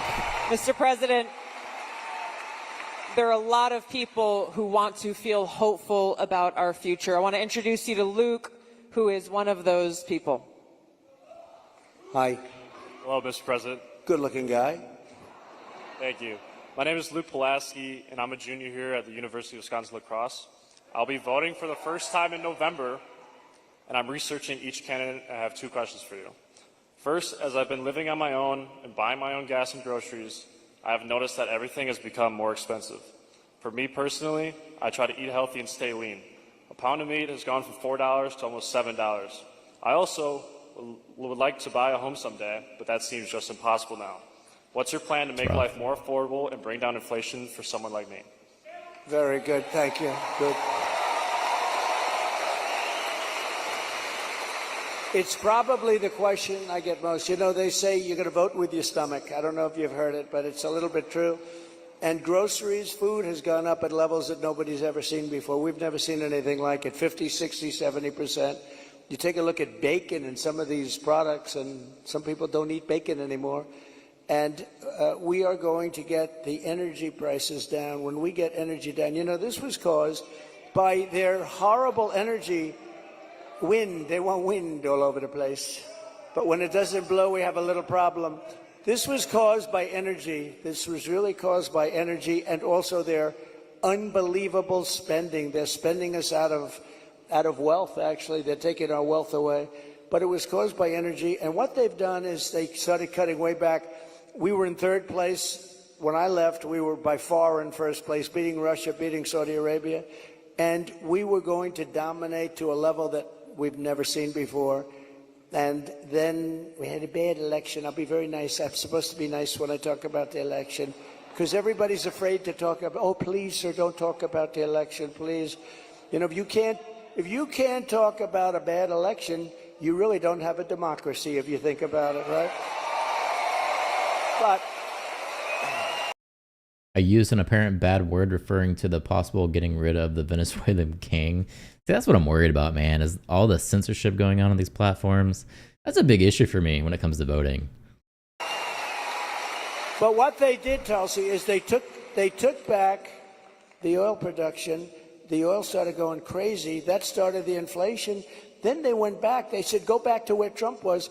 The problem is that we would have been 3 times that level right now. We would have been so dominant over Russia and Saudi Arabia. Look, Saudi Arabia, Russia, a lot of oil. We would have had more. You know, we had something in Alaska, Anwar, that I created. I mean, Ronald Reagan wanted it. You remember? Ronald Reagan wanted it. They all wanted it.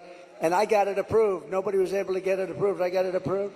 And the first week in office, they turned it back. They said, no, it's the biggest site possibly in the world. Could be bigger than Saudi Arabia.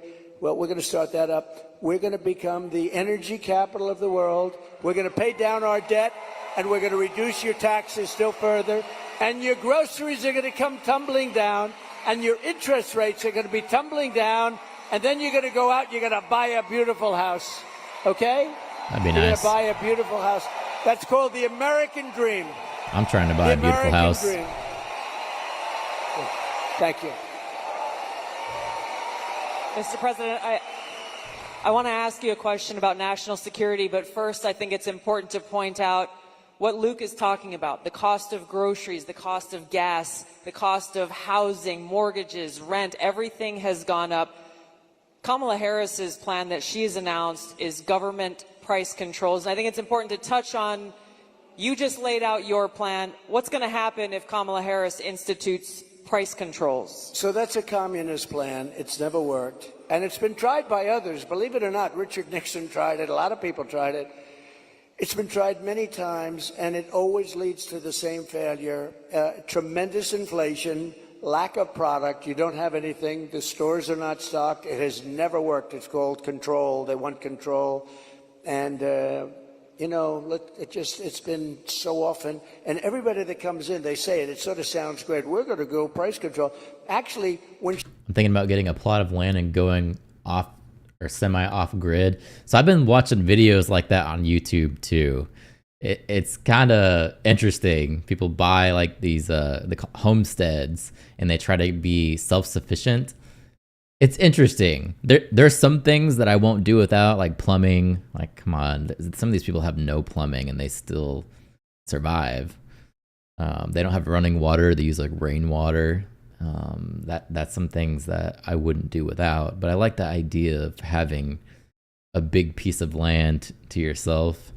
It's kind of cool. She announced it. She got absolutely slaughtered by even Democrats because it doesn't work. It's a known loser. So now she doesn't talk about it. Do you notice she doesn't talk about climate change anymore? She's not talking about it. You know why? Because people don't want to hear it. They want to live a good life. They want to live a life. They don't want to stop your industry with climate change. They used to call it different things, global warming. Remember, that wasn't working because it was getting a little bit cooler. So they said, what are we going to do? We'll call it global cooling. No. So they came up with the words climate change because that takes care of everything. Climate change. The climate's changing, but according to them, we're all going to be gone in about, what do we have, 3 years left? They had 12 years, remember? So in about 3 years, let me tell you, we do have a problem, though.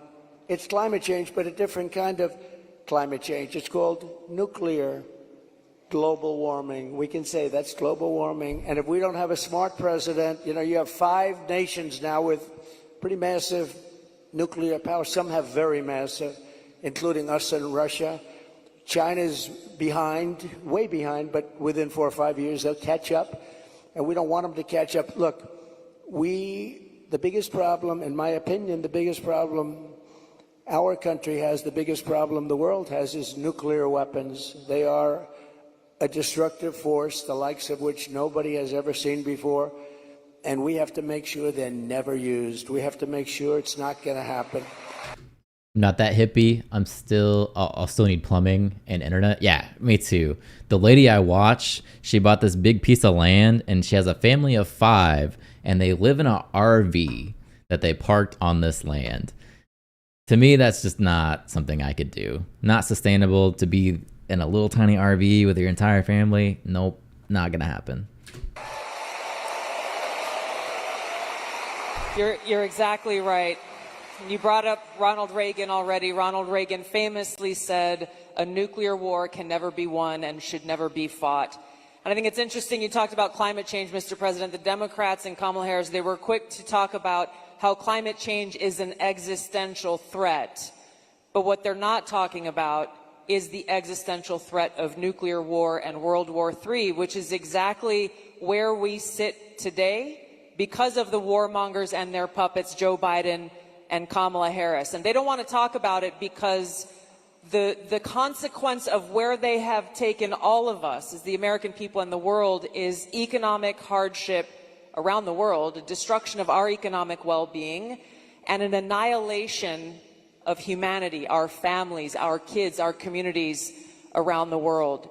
There was a recent poll that YouGov did that pointed out over 60% of Americans feel that World War III and nuclear war is going to happen within 5 to 10 years. And when I heard that, I felt so sad because they're at a point where they feel like this outcome, the annihilation of the world, is inevitable. So I wanted to ask you about this because it's important that people understand what kind of leadership you bring, what you will do to stop this slide towards nuclear war and World War III so that we can feel hopeful again. Well, thank you. So, did you hear about our small attack to ISIS in the borders of Iraq? No, I didn't hear anything about that. Viktor Orban, a very strong leader from Hungary, Prime Minister of Hungary, they asked him recently about what's the problem in the world. A few years ago, during my term, we had we didn't have Israel being attacked. We didn't have Russia attacking Ukraine. And they asked him, why is it so bad now? The Middle East is on fire. So many places are on fire, and there are plenty places that could very well and very quickly catch on. What's the problem? He said, you have to bring Trump back as president of the United States. Yeah, I'll bring it up what you're talking about. This is the first thing that I saw. It says 7 U.S. troops injured in raid with Iraqi forces targeting Islamic State group militants. So the United States military and Iraq launched a joint raid targeting suspected Islamic State group militants in the country's western desert that killed at least 15 people and saw 7 American troops hurt. Okay, so what happened?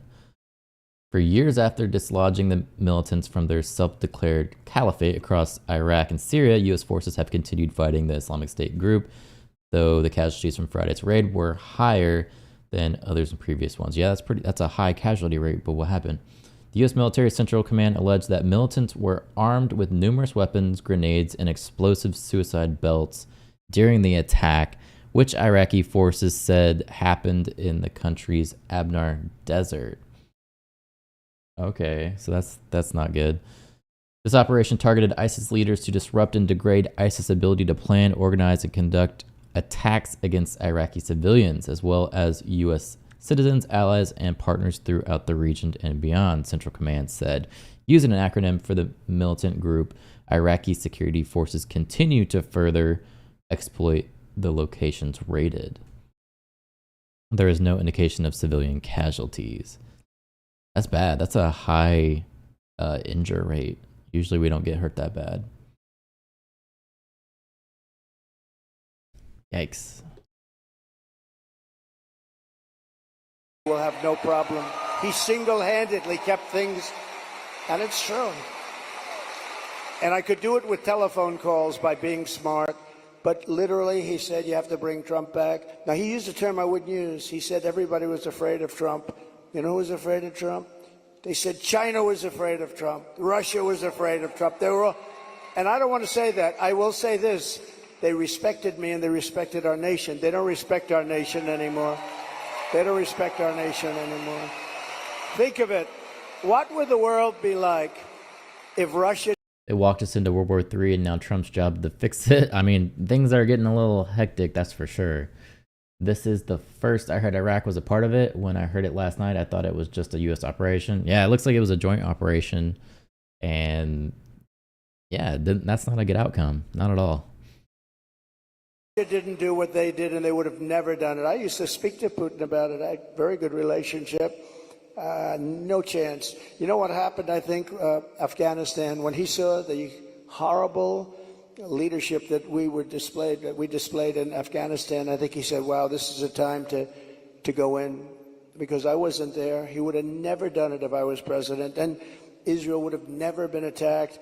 Think of it. What would this world be like? You wouldn't have had that disaster. And it wasn't leaving Afghanistan. And they should have kept Bagram. That's the big air base. It's 1 hour away from where China makes its nuclear weapons. They didn't keep it. You know who occupies it now, Tulsi? China occupies it. China. So we have, if you have the right president, and we don't right now, do we even have a president? He just came in. Think of it. He just came in from wherever the hell he went. You know, there was a coup. He just doesn't know it yet. But there was a coup. How about that? Thanks. He got 14. I'm not a fan of his. He was the worst president. But, You're not? but think of this. He got 14 million votes. She was the first one to leave, you know. Kamala was the first one to quit. She never made it to the first state in the primaries, which was Iowa. Never even came close. Other people did, but she never even came close. And all of a sudden, she was picked. And she's now running for president. And look, it just started, really. It just really started. The polls have us up here. We're up in states, but it's close. It's close.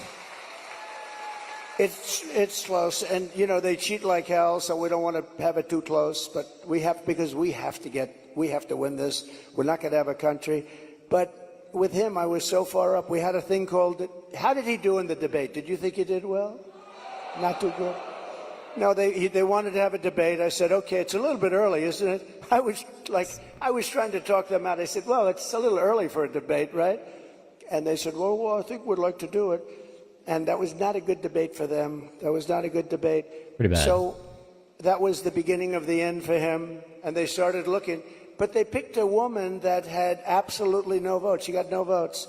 And now she's running. So when you say threat to democracy, they are a threat to democracy. I'm not a threat to democracy. I'm not a threat. Thank you. Mr. President, crime and the rise of crime is on the minds of a lot of people. I want to call on Danielle here, who has a question for you. Hi, Danielle.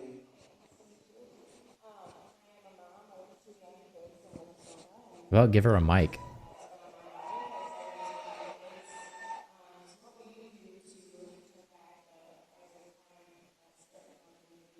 Well, you need, and you get a lot of those questions from Minnesota.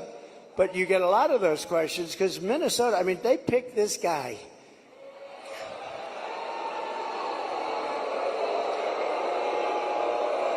It's Tim Walz. He is weird. Right? He's weird. I'm not weird. He's weird.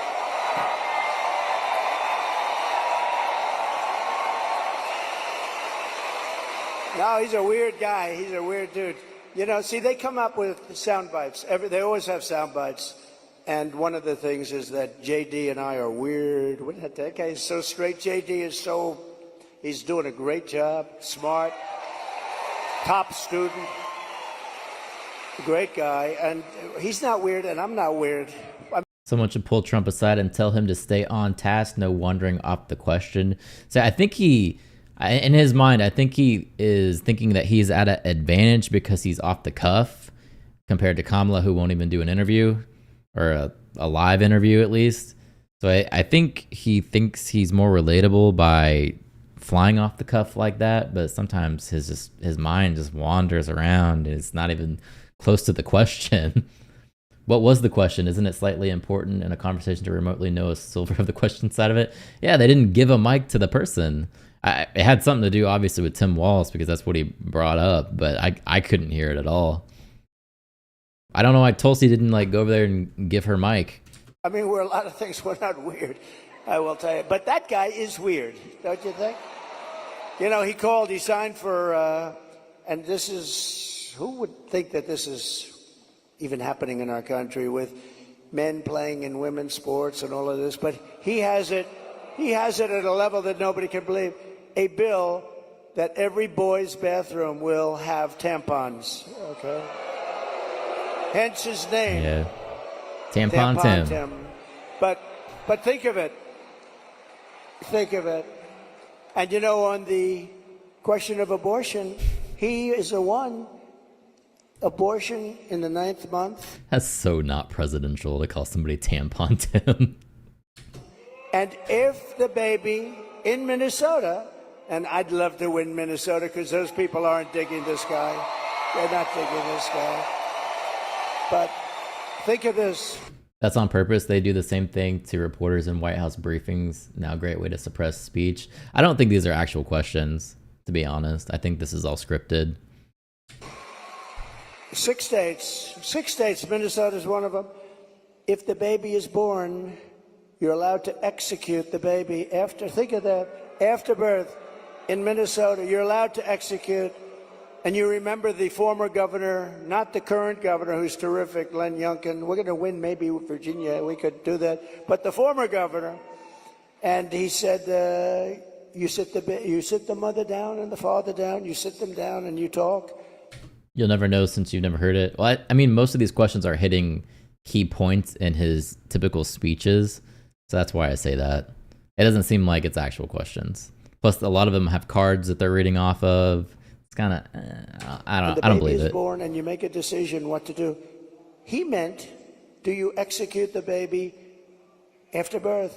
And according to what they have passed and legislation, in Minnesota, they're allowed to execute the baby after birth. And this guy is a participant. And that's why she picked him, because she is, in fact, a Marxist/communist. Remember, I'd say all the time, our country will never be socialist, right? We will not have a socialist. Well, I was right. We skipped socialism. We went to communism. This woman has to be stopped. Man. Anyway, we got King in the chat. That's his intro. He says, "Hello, Mr. Speaker." What's going on, dude? They have been turning down Biden's mic in case he says something weird. They can spin it as something else. Yeah, for sure. For sure. Mr. President, Although we haven't seen him speak in a long time. Where is he? This dude's gone. He's completely AWOL. have time for one final question. I don't know if we can get a mic to Bernardo. Yeah, get a mic. He's got an important question, given Jesus. very soon we will be honoring the anniversary of September 11th and all of the lives that were lost on that tragic day and that tragic attack where we were attacked by radical Islamist terrorists. And Bernardo wanted to share his thoughts and had a question for you on this. Thank you. Mr. President, my name is Bernardo. I'm a voter here in Wisconsin, live in the wonderful La Crosse County here, and I'm also a father of 8. I have 7 here with me. Still using 9/11 in 2024. Yeah, and they can't move the camera to actually be on him. Come on. And it's the anniversary of 9/11 is coming up. I'm concerned that we're more vulnerable now than ever. And we have a Democrat nominee who doesn't even want to say the words, says we shouldn't say the words, radical Islamic terror. How are we going to protect America from a terrorist attack? First of all, it's a great question. And, you know, we have radical Islamists pouring into our country along with everybody else right now. They're coming in at levels that nobody's ever seen before.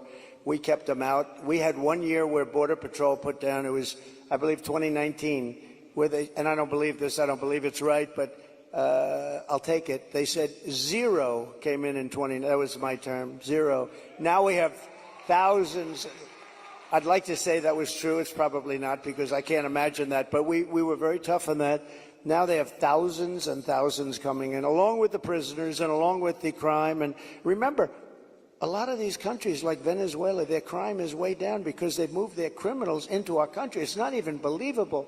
But your question on Islamists and all of the jihad and all of the things that they talk about, they have to respect your country. They have to respect your leader. You know, I had no radical Islam crime for 4 years, and I didn't want to talk about it I wanted to, I talked about it after, but I didn't want to talk about it during. I don't want to say like, I had absolutely, and the next day you get hit. But we had none, 4 years of it, because they respected your president, they respected your country, and we have to bring back that level of respect, and we're going to do it, and we're not letting the wrong people into our country. Okay, thank you very much. Great question. Thank you, Mr. President. I know you have run out of time here, but thank you for having this conversation with the people of Wisconsin and people across the country who are watching and concerned about these very same issues. Thank you, Mr. President. Thank you everyone, for being here. Thank you, everybody. Vote. I like Vote. Tulsi, though. Thank you, everybody, very much. Kill that music. There we go. So yeah, that last question was definitely scripted. You could tell. It was definitely scripted. I think Israel created ISIS and backed by Qatar.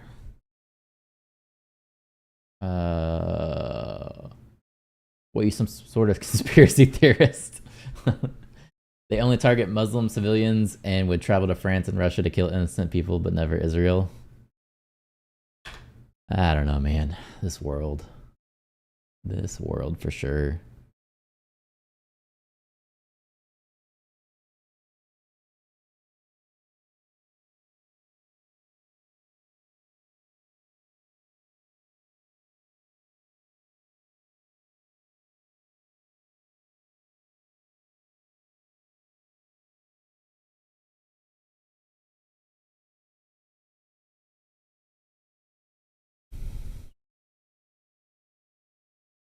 What do y'all got going on for Labor Day?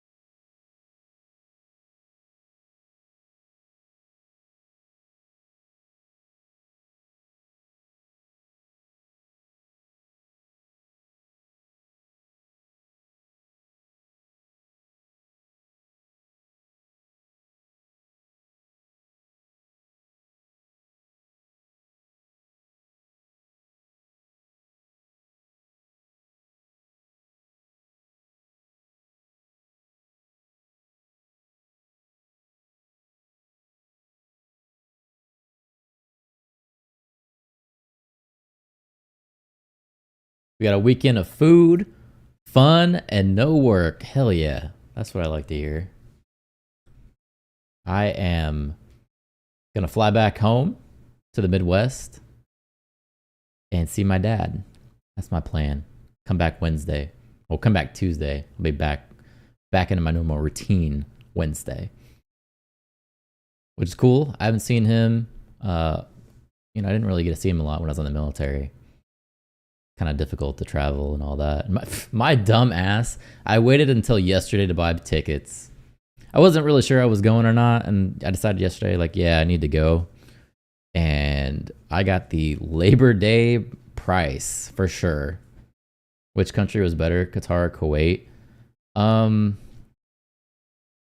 So Kuwait was really nice, but unfortunately for me, I got stationed at a transient base, it was basically like a spot for Marines to go and like stop, and then they would go into like Iraq and like do some actual heavy shit. So I got stuck at this little tiny base in Kuwait.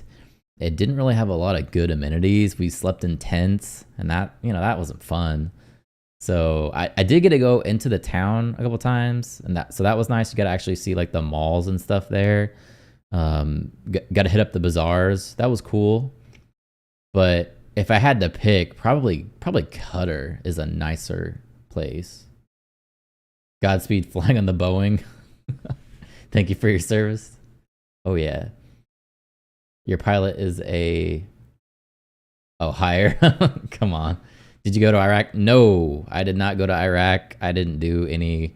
I'm not gonna Tim Walsh you guys and say that I was some GI Joe hero badass. That's for sure. No, I was a computer guy. I was never in any danger. That deployment wasn't fun though, because we slept in tents and it's sand everywhere, and just that sucks. But no danger, nothing like that. It just sucked. It's really hot when you go. I don't know if you've ever been to the Middle East, but it's my god, the temperatures. It is hot, and it also gets really cold at night too. Kuwait's weather, yeah, extremely hot. The hottest I have ever been around, for sure. It's just brutal. You walk outside and you're just like, oh god, get me back inside. But it was cool to see the different culture. You know, when you actually like got time to go out in the town. I'm not a big fan of bazaars because they pretty much know that you're military and they assume you have money. Because you know all the military go out there and they want to buy souvenirs and stuff to take back to their family. So when you go to the bazaars there, all of their like when you go to buy something, it's by haggling, right? That's their culture. You haggle, and I did not like that. It's a lot of screaming back and forth and trying to talk people down. It's very like stressful. I'm not into that, man. That's not my thing. Give me a price and I'll decide if I want to buy it or not. I don't want to barter with you. Especially like the tactics they run up to you and they're like, "Oh, my friend, you know, I got a great deal for you." All this stuff. I'm like, everybody's in your face, and like multiple different people selling stuff will like come at you. It's just like, it's too much. I'm already a pretty introverted person, so I don't want all that around me. How was your daily life? Daily life, it depends on the deployment. It was different. For Kuwait, we worked like 12-hour days, which those would actually turn into longer days.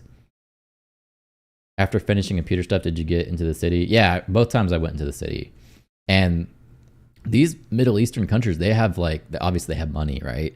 So when you go into their malls, like they're beautiful. The infrastructure there is way better than America, for sure.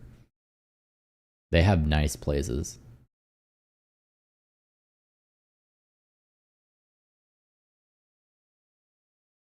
I wanted to go to Dubai, but I didn't ever get the chance.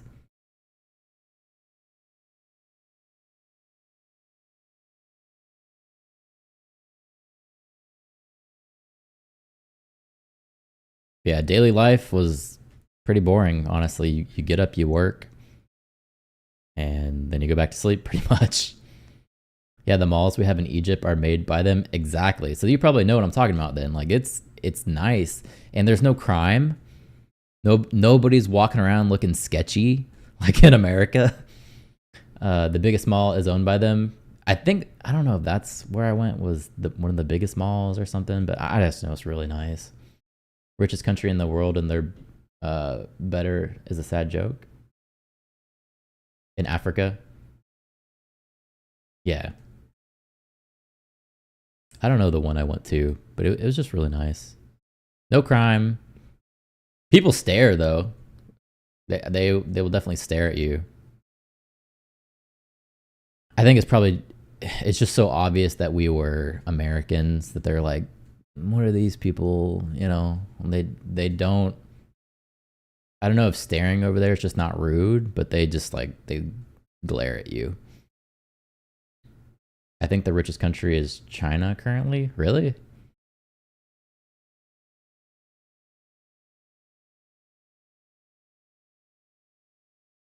I don't know. It was an experience.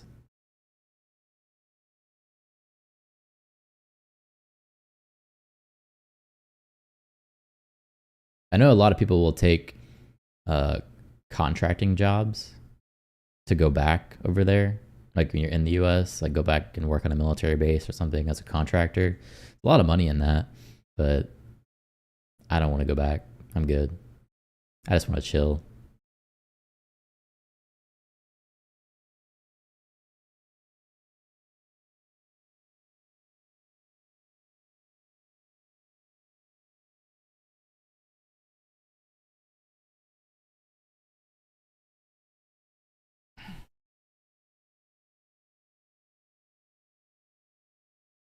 Would you rather live in Qatar or the US? The US, for sure. There's a lot of issues with the US, but it's home. If you found a good job there, yeah, even with a good job, I'm okay. Like I don't want to go back. I would maybe go visit, like take a vacation there.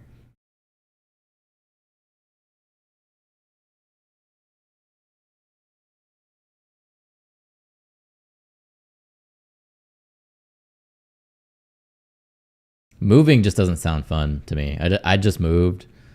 Did you learn some Arabic words? I'm sure I did, but that went completely like out of my brain. One thing they taught me was that when you go over there, I usually sit with like my leg crossed, and you can't show the bottom of your foot because that's disrespectful over there. I actually got yelled at one time by one of the guys for doing that on a military base. The guy was offended. He didn't really yell at me. That's a little bit extreme, but he was offended. I'm like, all right, whatever. So there's little things like that you probably have to adjust to. You can't show the bottom of your foot.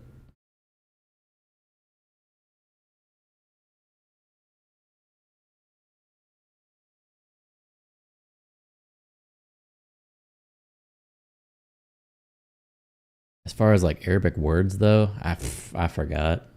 It's been a long time.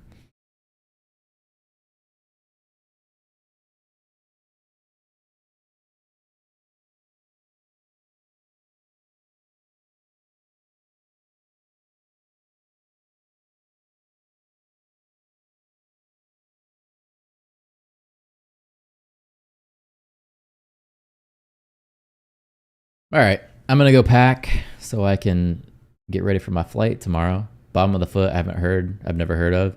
Yeah, I got training on it to not do that. And then the guy that was offended, obviously the training wasn't very good for me because I still did it out of habit, but the guy was mad that I did it. So it's a thing. Yeah, I'm gonna go pack, get ready for my flight, and I should be back Wednesday to stream. Hopefully some good stuff will happen by then. Hopefully they're doing White House press briefs again. Because again, there's another week down. They didn't do any White House press briefs. So we'll see. But anyway, y'all have a good holiday. Appreciate y'all hanging out and seeing what's going on in the news. I enjoy this. And yeah, enjoy your Labor Day.